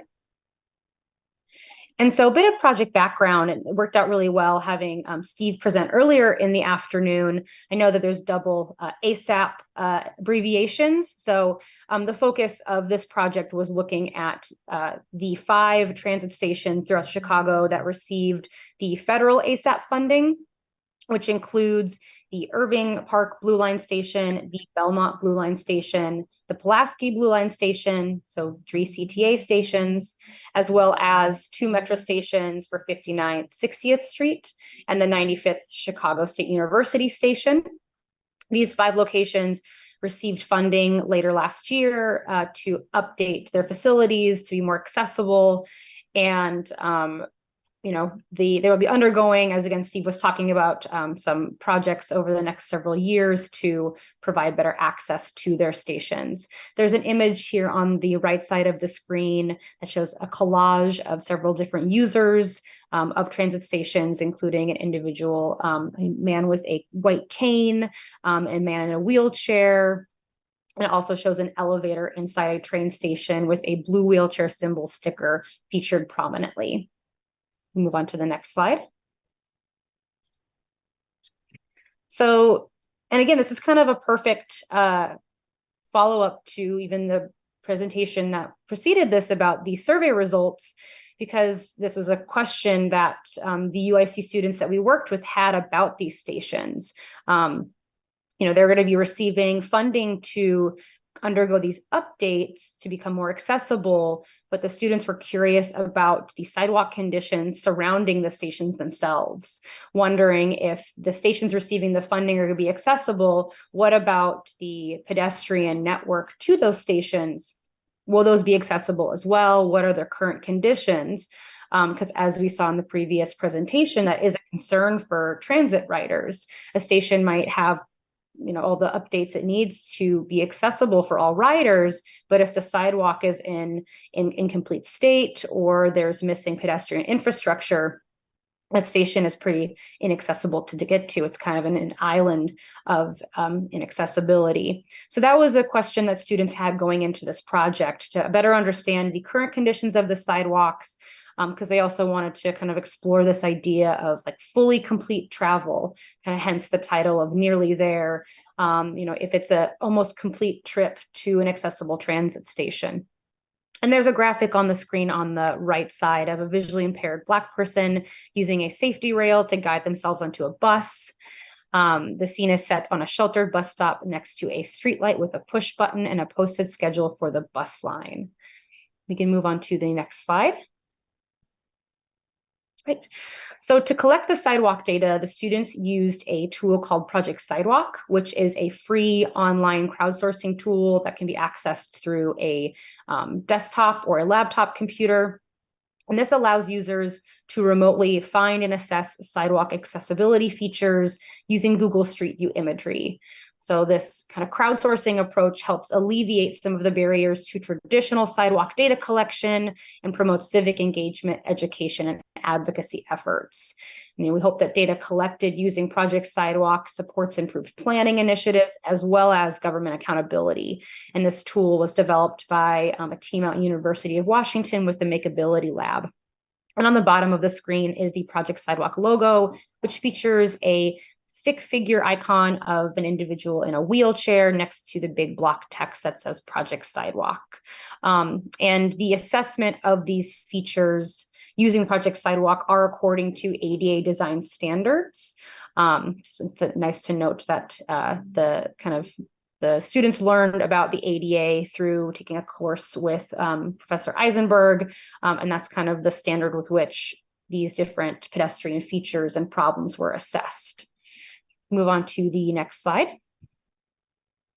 So Project Sidewalk users are instructed to find and assess 7 different parts of the sidewalk environment that impact mobility and accessibility. These include curb ramps, missing curb ramps, obstacles in the path, surface problems, a lack of sidewalk, pedestrian or crosswalks, and pedestrian signals. And again, this is all kind of finding and then assessing according to those ADA standards. So thinking about how those different features or problems might aid or impact individuals using both mobility aids like wheelchairs and canes and walkers, as well as individuals that have a companion helping them, a guide dog, someone with them moving down the sidewalk. And here on the screen, you can see the icons for the different features. So this is what folks who use Project Sidewalk see when they do the labeling. There's a series of colored circles within the actual icon itself are the curb ramps, missing curb ramps. There's a fire hydrant to represent an obstacle in the path. There's an image of a crack for the surface problems. There's kind of a tree and a part of greenery for the missing sidewalk component. For the crosswalk, there's that zebra pattern. And then for the pedestrian signal, shows a walk sign. So those are the icons, as well as another category for folks if they would like to use that as well. Move on to the next slide. And then within each of these labels, there's a set of 4 to 8 kind of descriptive tags in order to provide more detail for the labeling. Additionally, users rate each of these different items on a scale of 1 to 5 based on accessibility, with 1 being mostly accessible or passable, to 5 being inaccessible or not passable, with 1 curb ramp thinking that it's has updated tactile warning, it's facing the direction of travel, it's not facing into the street, it's wide enough to accommodate any type of assistive device or aid, and the kind of top of the curb ramp is wide enough for folks to have a good turn radius, to a 5 being something that is missing a lot of those features that make it inaccessible or unsafe. So folks are encouraged to, again, find these different 7 categories and then provide more description about them using those tags to provide inner insight as to, the condition of the curb ramp or the type of obstacle that might be blocking an individual. And on the screen, it shows, again, those 7 icons, as well as that other icon. And then there is a series of images that for the obstacle tag or the obstacle label that show examples of the different types of tags. So again, providing a little bit more detail. So examples of a tree in the path, fire hydrant in the path, a pole blocking the top of a curb ramp, garbage or recycling cans blocking the path, vegetation overgrowth, a parked car, a height difference, so a driveway apron raised that blocks the path of travel, as well as a set of stairs that block a path of travel. And we can move on to the next slide. So students audited sidewalks surrounding those transit stations that were mentioned within a quarter-mile radius of the stations. Throughout their auditing, students regularly met with me to check in about labeling progress. We discussed any questions that came up throughout their labeling, making sure that they understood how to identify these different features, as well as discussing different severity options for them, making sure that we thought about, again, who are going to be using these areas and what conditions need to be met in order to make them accessible. And throughout that process as well, in addition to the check-ins, I went through and validated the labels that were placed. So made sure that the labels that were collected and that we reviewed here in this report were the correct labels used when needed. And for the kind of summary of findings that we'll present here in a moment, we focused on curb ramps, obstacles in the path, surface problems, and no sidewalk or lack of sidewalk.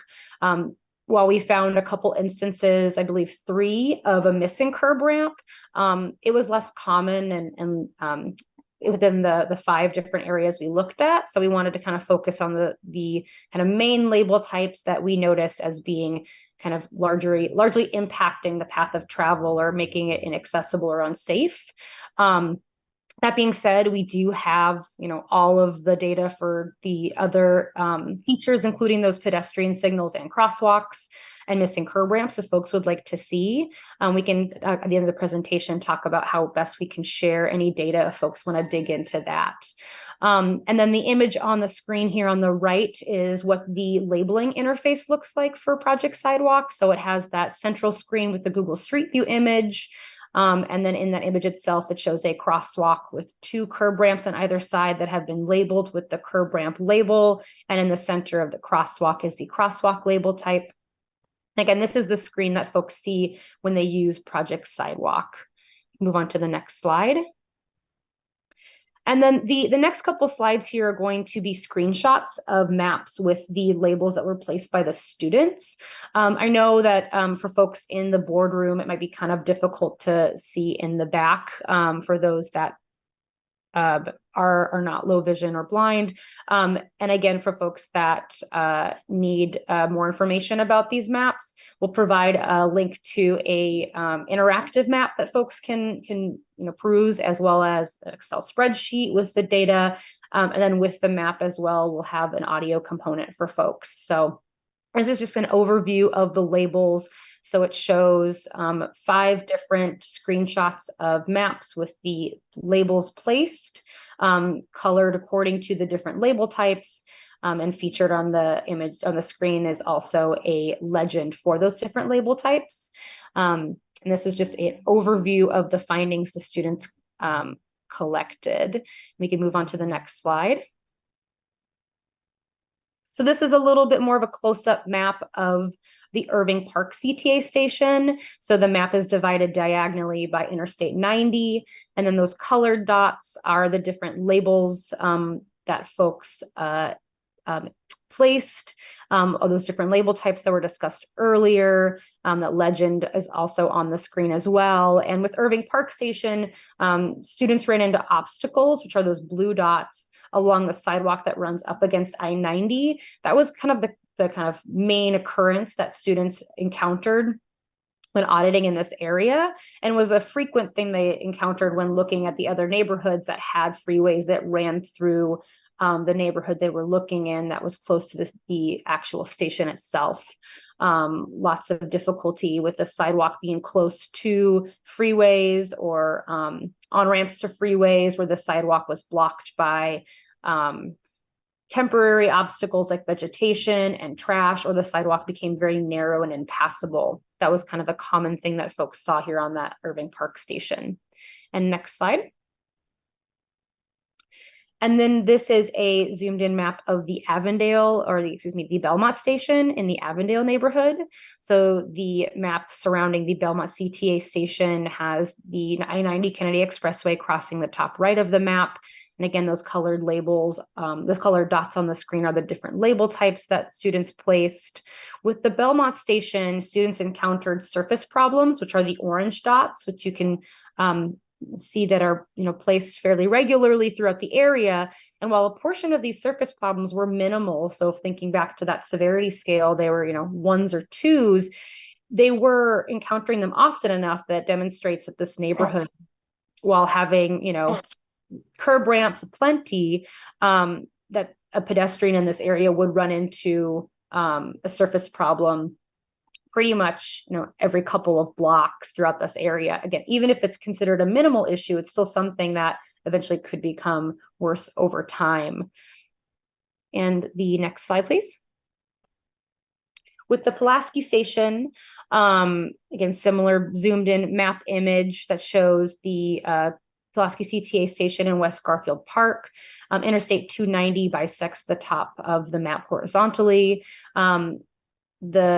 The students found with this station, similar to Irving Park, the sidewalks and areas near 290 had lots of obstacles. Again, those kind of temporary obstacles like vegetation overgrowth or trash cause issues where the sidewalk is pretty impassable at times, as well as, along that section, if the sidewalk does become impassable, a pedestrian would have to backtrack to get to an accessible crossing in order to continue their trip.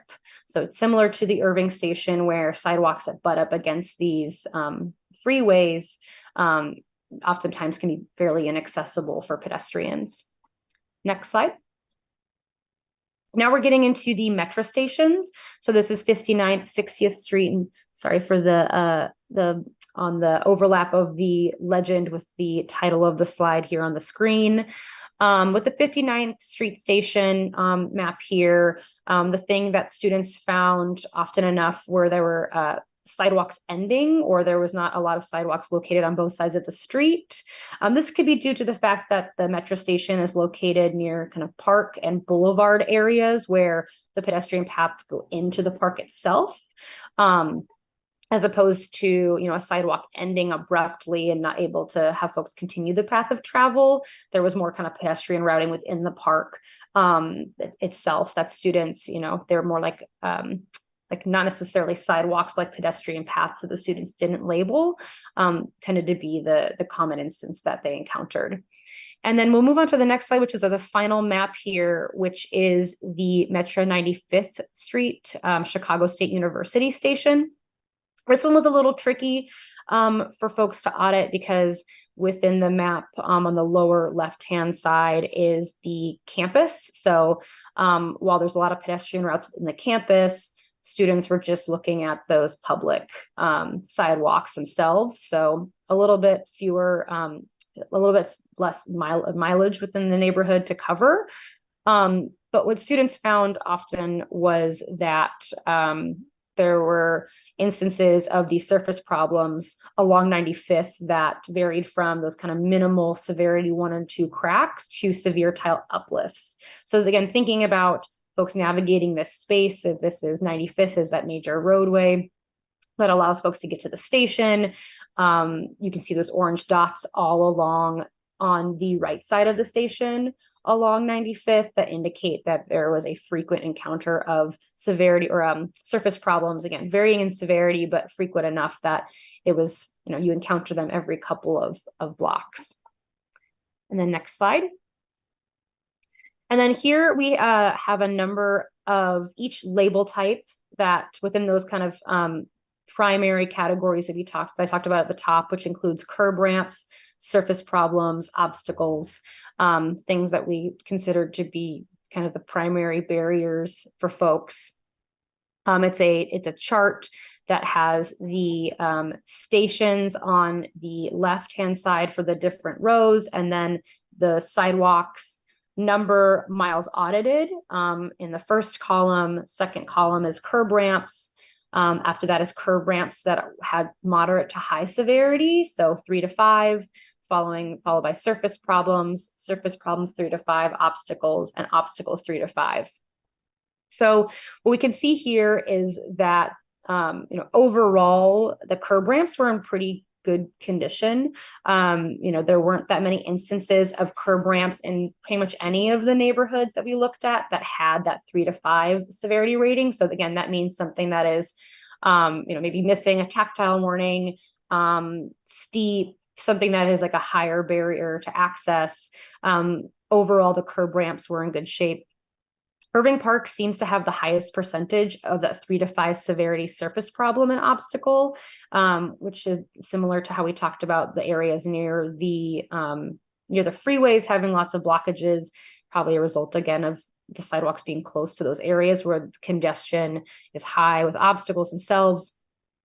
And then we're 59th and 60th, that station had the highest percentage of severe curb ramps. And again, that mileage is smaller compared to the other neighborhoods because of that campus being there. Whereas the other station areas we looked at had about 4 miles of sidewalks to look at, give or take. The 95th Street station had only 1.5 miles to look at. So it's kind of a nice summary of, again, the miles covered, and then the totals for those specific labels. And we could share again the full totals for all the label types if folks are interested. And then next slide. And with this slide, there is a lengthy description provided in the additional materials that Irma shared before the presentation. But to summarize, it is a grid of images with those kind of like high importance label types that we looked at, with curb ramps, obstacles, surface problems, and missing sidewalks as the columns, and from left to right. And then from top row to bottom row, it's severity of 1, which is again considered passable, severity 3, which is semi-passable, and severity 5, which is not passable or inaccessible. And so in each cell of this grid, it shows an image example from the student's audit. So it'll show a curb ramp with a severity of 1, curb ramp with a severity of 3, curb ramp with a severity of 5, and so on for each of those different label types. So these are some of the examples that students encountered throughout the different neighborhoods. And again, in some cases with the obstacles, and the top with the severity of 1 obstacle, we see some overgrowth from someone's property onto the sidewalk. The severity of 3, we see a trash can in the middle of the sidewalk. Those things we consider them temporary. So while they were, not infrequent in what the students audited, they were temporary obstacles that hopefully could be, addressed or alleviated more quickly than, say, a surface problem that is kind of more of a permanent infrastructure issue. The next slide.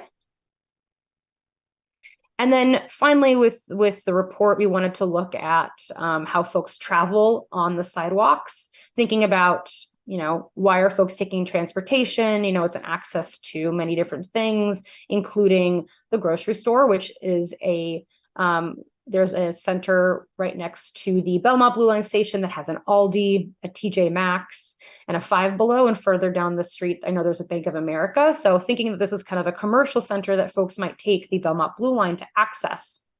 So we wanted to examine what traveling from that Belmont Blue Line station to that commercial center across the street would look like for an individual.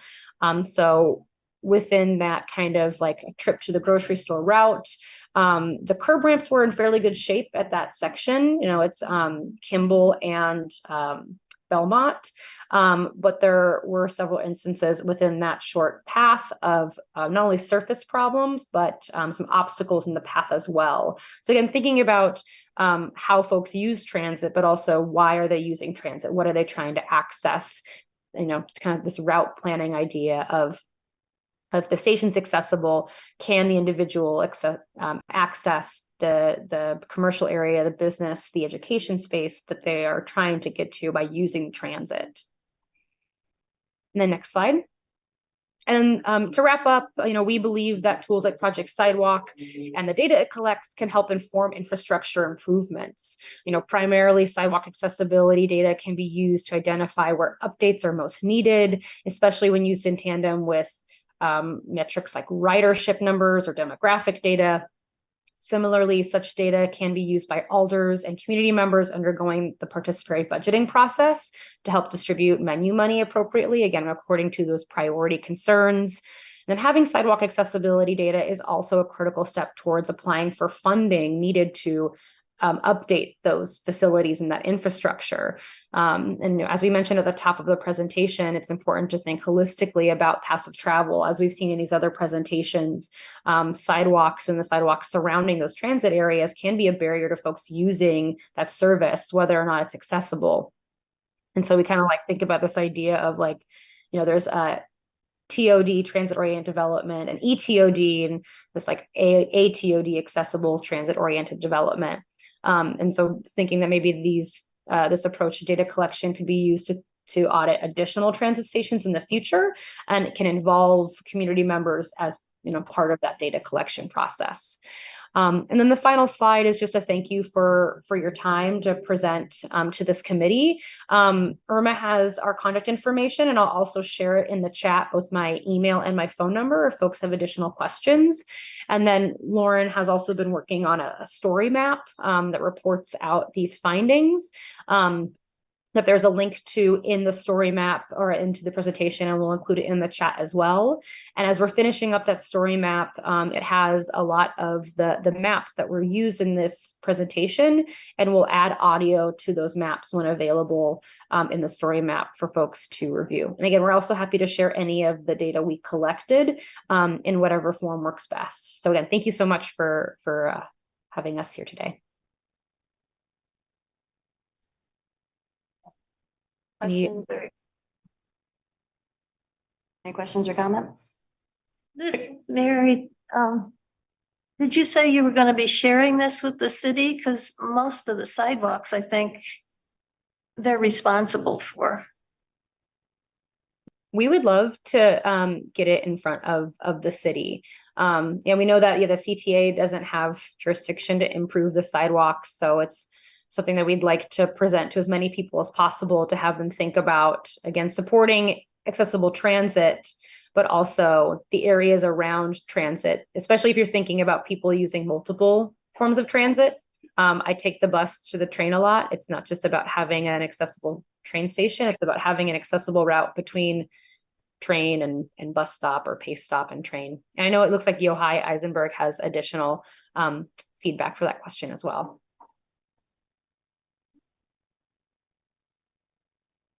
Yohai, did you want to add something? Yeah. Oh, it wasn't letting me unmute. Sorry. Yeah, I was just going to add that kind of along with what Devin was sharing, there are certain grants that are from the Federal Transit Administration, so from the FTA, that do allow applications for particularly the areas around transit stations to become accessible.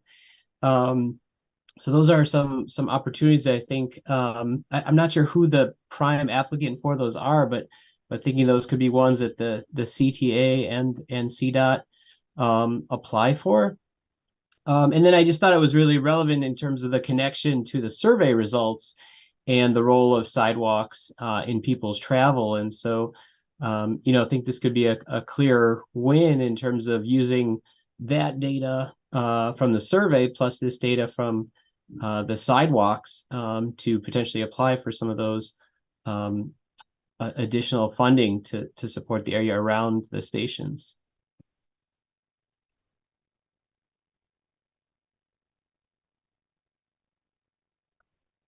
I had just a question. The survey was done all with like Google Map and Google Street View. There was not actually any physical review of the areas, correct? Yes, yeah, it was all done remotely with Google Street View imagery. Luckily, a lot of the imagery around the stations that we were looking at is fairly recent. Google had driven through within the past year or so in a lot of the areas we looked at. And it's unfortunate that even if the imagery, I live near the Belmont Blue Line station, and that image that was shown, one of the last slides that shows the entrance to that Aldi that has on one side of that driveway entrance, some surface problem issues on the sidewalk, still like that, even though I think that image is from maybe last September. So there's a case for a lot of the imagery showing stuff that's still kind of currently an issue. We would love to combine this type of remote auditing with additional levels of validation that includes on the ground auditing, especially if we can kind of have it be a community mapping process and help facilitate some inclusive walk audits for folks. We'd like to kind of combine those efforts, knowing that it's nice to have lots of levels of data. Yeah, that's a whole nother step, especially when you're talking about sidewalk slopes. In particular, a lot of sidewalks in Chicago have a cross slope because they're pitched to a drain, and those cross slopes can be very cumbersome. That doesn't really pick up in the type of review that you were doing with the photos. But yeah, it gets to a whole nother level of detail. Absolutely.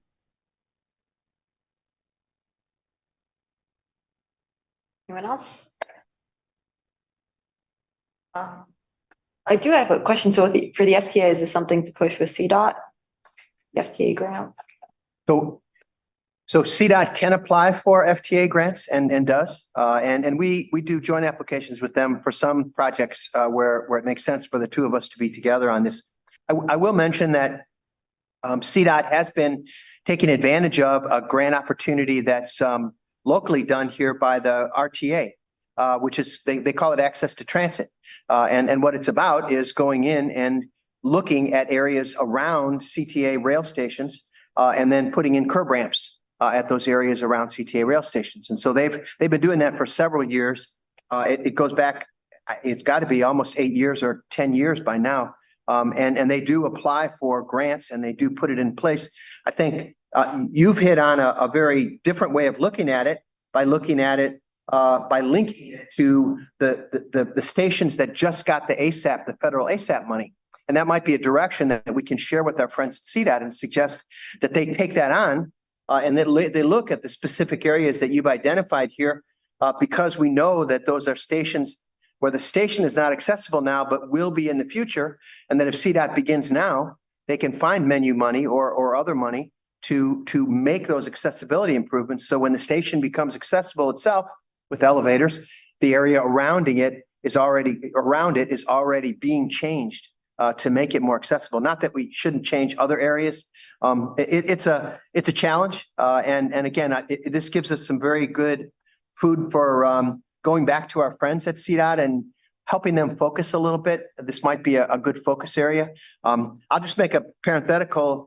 observation. You talked about Avondale along there, and I'm very familiar with that street. I'm very familiar with what it looks like.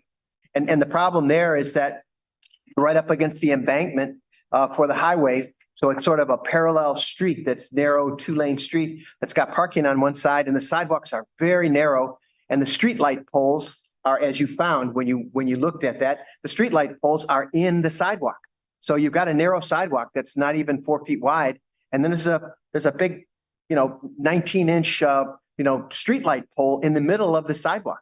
And there's no curb cuts to get out from the sidewalk to the street and back up from the sidewalk into the street. A lot of times you're hemmed in by parked cars along there. So it is an area that is, as you know, very inaccessible because of the obstructions in the sidewalk there. It's that Avondale, that parallel road that runs parallel to the expressway there, has that problem in a lot of places. And it's not just right around that Belmont station, but that's one where there's a good example of it. Irving Park, is also there. And again, it's just it's a set of challenges, and the city has not addressed all of those challenges. There are many still to address. And so this helps us.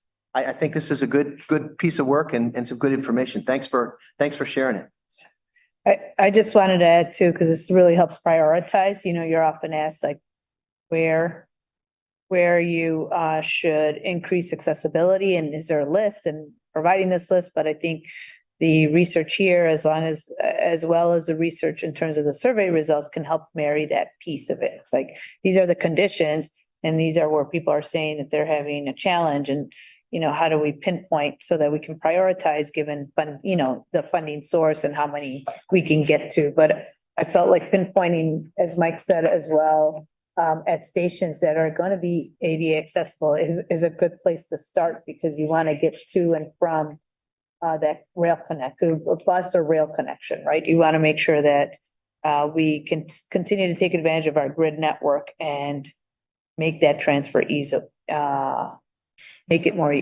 accessible and easier to get to. Yeah, I think one thing this reveals, and it kind of is borne out in a lot of conversations, and actually access, we just went throughout the state, and we're talking for other centers for independent living, is like, I think people underrate how often sidewalk accessibility is a huge barrier. It is, it is not obvious maybe to people don't have disabilities and are not around folks with disabilities, but that is a massive barrier. Yeah. And I think everyone in the room gets it, but I think making sure that, so this is helpful of communicating that's everyone wants to fund the elevators, and then it's but are we funding the sidewalk to the elevator? Right. So hi, do you have something?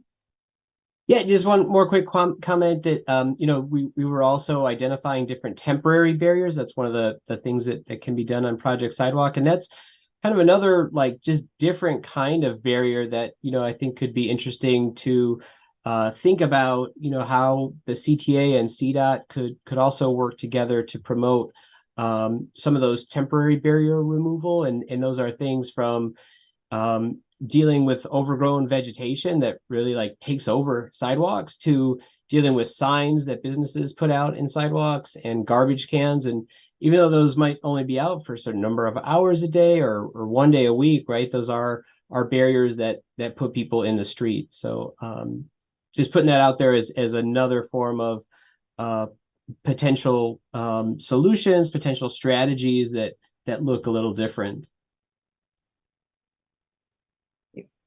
Thanks, though. Thanks for this opportunity. Great to talk with you all. Yeah, thanks for coming by. Thank you for presenting it. Thank you again. Good with questions and comments. Thank you. Thank you so much. And so now we move on to Facilitator's report. Irma Gomez, Manager of ADA Compliance Program. Thank you. So some updates from this past quarter. We completed the search for new ADA advisory members. The application closed September 1st.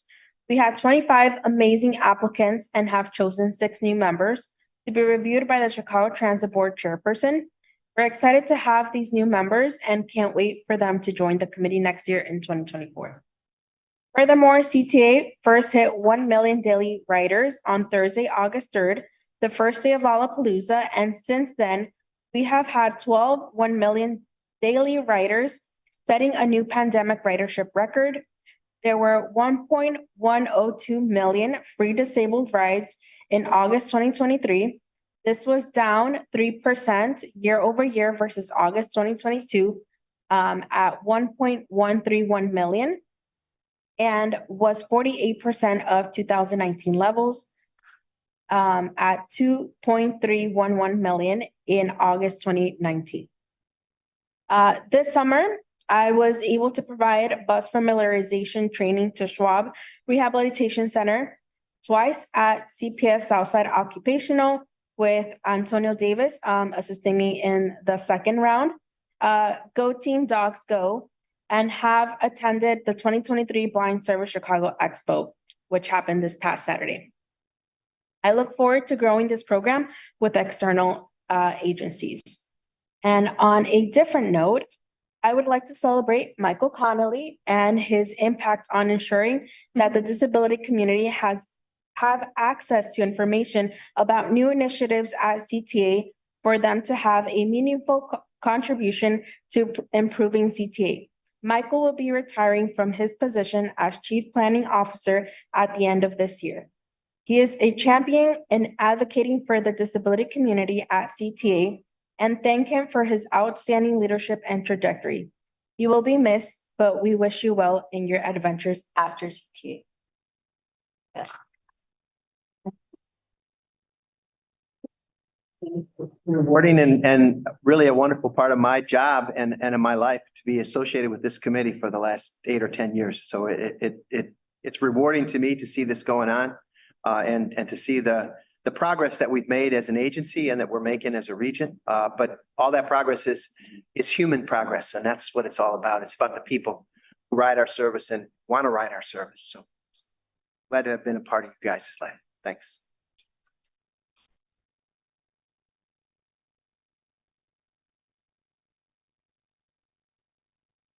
Was that? And okay, so that's So I will say I did get an email while we were in this meeting. We now have 15 days of over 1 million rides a day. We had 3 of them in the last week. The numbers are just coming in from last week's build up into the Sunday marathon was a big day. Yeah.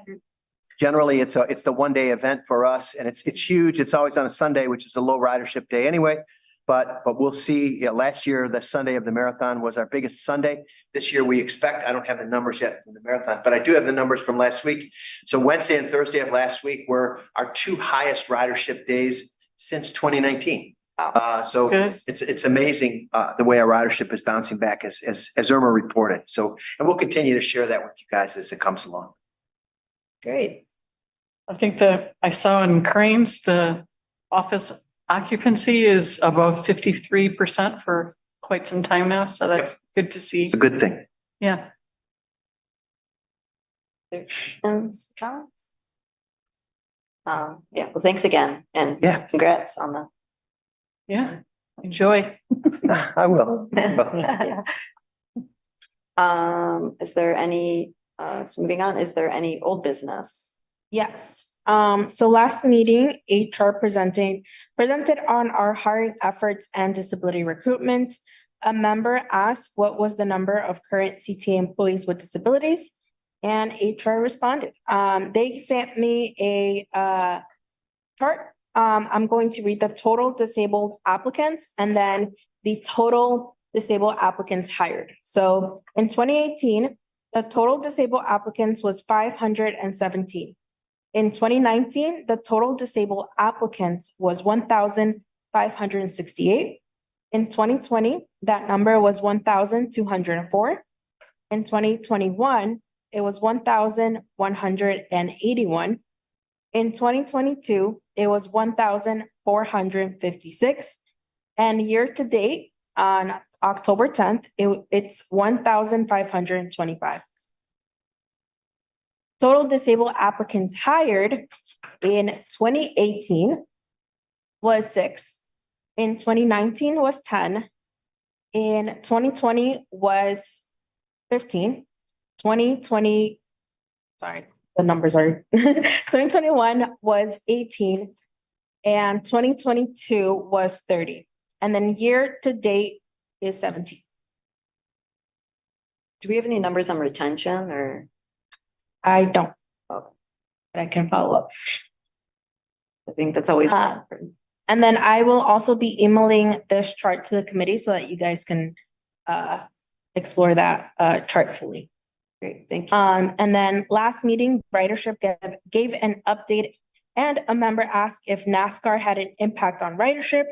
The response was bus ridership was lower the weekend of NASCAR, but it is difficult to isolate the impact of the reroutes because it rained so much and rain always leads to lower riderships. And I would just add to that, there was a lot of street closures, and so our buses had to be rerouted, and that could be why some of the impact was a little bit lower. Our rail was a little stronger, as you can imagine, because of the fixed structure that you can still go through the city without, regardless of the closures on the street or not. I believe that was like the day it was like flooding, right? Yeah. As well. Yeah. Yep. I figured the reroute would cause a decrease. I think that's something to folks should appreciate if they're considering another NASCAR is like, yeah, that is an effect. Changing the routes, especially for disabled people, disproportionately is an effect. Yeah, you're really using the elevated or the subway on those days. Yeah. That's it for the whole business. Old business, that then, is there, folks have new business? I have a couple of things, but I want to give everyone else a chance. Yeah. And so for upcoming meetings, I think a couple of things I would like to be so this is new business, so anything for that folks want to be added to the January agenda. I hope this doesn't have to be added to the January agenda, but I think one of the things I wanted to bring up, and I realized it wasn't the most people who got CTA information, like the need for consistent use of alt text or any other kinds of accessible communications that CTA puts out. I will say CTA is better than many city departments and agencies on it, but I have, I think the last like three on the app formerly known as Twitter didn't have alt text. So I think communicating to whoever is putting that information out, the importance of it. CTA goes to great lengths, some of which we discussed today, to make the system accessible. It is incredibly important that it's accessible for people who are low vision or blind. And if the image is necessary, which it seems to be since it's being included, then it is necessary to communicate that also via alt text. Whatever the point was for including the message, make sure to include the description. I don't want this to have to be something that is added to the January agenda. I think this is one of the easier this is possibly the easiest problem to solve of anything we've discussed today. But I am very prepared to be annoying about it if it's not brought up. I don't want to have to collect data to bring up, but yeah. So I think this is just, and it's also, I think, an important thing to understand. It's a signaling thing. So other people might not appreciate how much work CTA is doing, even if it's imperfect, to make towards accessibility. And it might be they look at the social media or any other communications and they say, if it's not accessible, well, that won't be a place that I can work. It's not gonna be a place that's understanding for me to work as a disabled person. I will say, as someone who is an advocate, but also as a disabled person myself, if I see that there are not accessible communications, I make that my assumption, and I don't know anything about it. I also make that assumption because it's like, okay, if they're not doing this, are they going to be doing the other things that are much, much harder and much more expensive? And you may be, but why would I know this? So I think that that's also kind of an important part of it. That's one thing. If anyone else wants to comment about that. Then the other thing I wanted to bring up that I think needs to be added, and this is in line with the part recommendations through the state, was the issue of transit ambassadors. I know this is something that in my role with Access Living, along with a few other organizations, we had been in talks to CTA, and I presented it to the board a couple of years ago. Those talks have not continued. I think it's not only for psychiatric disabilities, but an important piece of this is to help folks with psychiatric disabilities, which for the ADA, for Access Living, it is a disability. As CTA works very hard to incorporate to make accommodations for people with disabilities. It is very important that those accommodations also be made for people with psychiatric disabilities. I also think this might be an option people are more comfortable with if someone is smoking, where they're not comfortable calling law enforcement or security. They just want someone off the train, or they want the person to stop smoking. They might be a lot more comfortable calling the transit ambassador. This is, I will say some, and so I think, and this is fully in line with a state law that's coming in called CESSA, CESSA, which will require non-law enforcement response to people in crisis where it's nonviolent. So I think it is very important that CTA I was not thrilled with some comments recently that implied that this was not doable. It is doable. I think it is a much cheaper option, frankly, than some of the other options CTA has used. And when we are talking about other departments being overloaded, thinking about ways that will not require those departments is just like a practical thing. Yeah. And, I will say this is, as someone with a psychiatric disability, this is very important to me. I don't really love the response when anything with someone with psychiatric disability is law enforcement. We do not treat every physical disability with a response of law enforcement. It's not, I think, sorry, I'm not being particularly articulate today about this, but I do hope that we can move forward on this and have these conversations. I will say transportation organizations are talking about this anyway. I've been asked by the media multiple times about this. Like, it's going to be something that comes up. It would be best if it comes up, in the most productive way possible. And I think we understand it is not the easiest thing to implement, but I do hope that those conversations do progress and that we can have something to present on within the next year. I mean, ahead of the DNC too, because I think this is an issue. And I think, incidentally, it's something that could help with wayfinding. There's a number of things we could discuss, but yeah. So anyway, I think it's something I wanted to raise. And I also, again, do want to note, it is in line with part recommendations and CESSA. Anyone have any other issues they would like to raise, concerns, comments, questions? All right. Just me talking a lot. I guess before we make motion, the next committee meeting is Monday, January 8th, 2024. It is hybrid. We do need to have a quorum on site with some committee members. Irma will share an email reminding us all about that. The 2024 meeting dates are Monday, January 8th, Monday, April 8th, Monday, July 8th, and then Monday, October 7th. Anyone here that, opposes these dates or feels to change? Assuming it was checked in October for holidays. I think it's too late. Not offhand. Oh, yeah, there's October 7th isn't Columbus Day, is it? I don't know when the marathon is next year. It's always Columbus Day the next day. I think it's not. It's the following weekend. It's people there because of following week. Yeah. Yeah. We always, that's why we moved it to Tuesday. Yeah. And it's not, I was just checking, it's not Yom Kippur, which is on October like next year, but it's on the 11th. So, no, I don't have any. Okay. Then with that, that's for a motion to adjourn. Thanks. Motion to adjourn. That's Barbara's motion. Can I have a second? Second. Second from Sarah. So I'll say aye. Move to adjourn. Aye. Aye. Anyone opposed? Abstain? Ayes have it. Okay. And this was officially ended at 3:49 p.m. on October 10th. Thank you, everyone.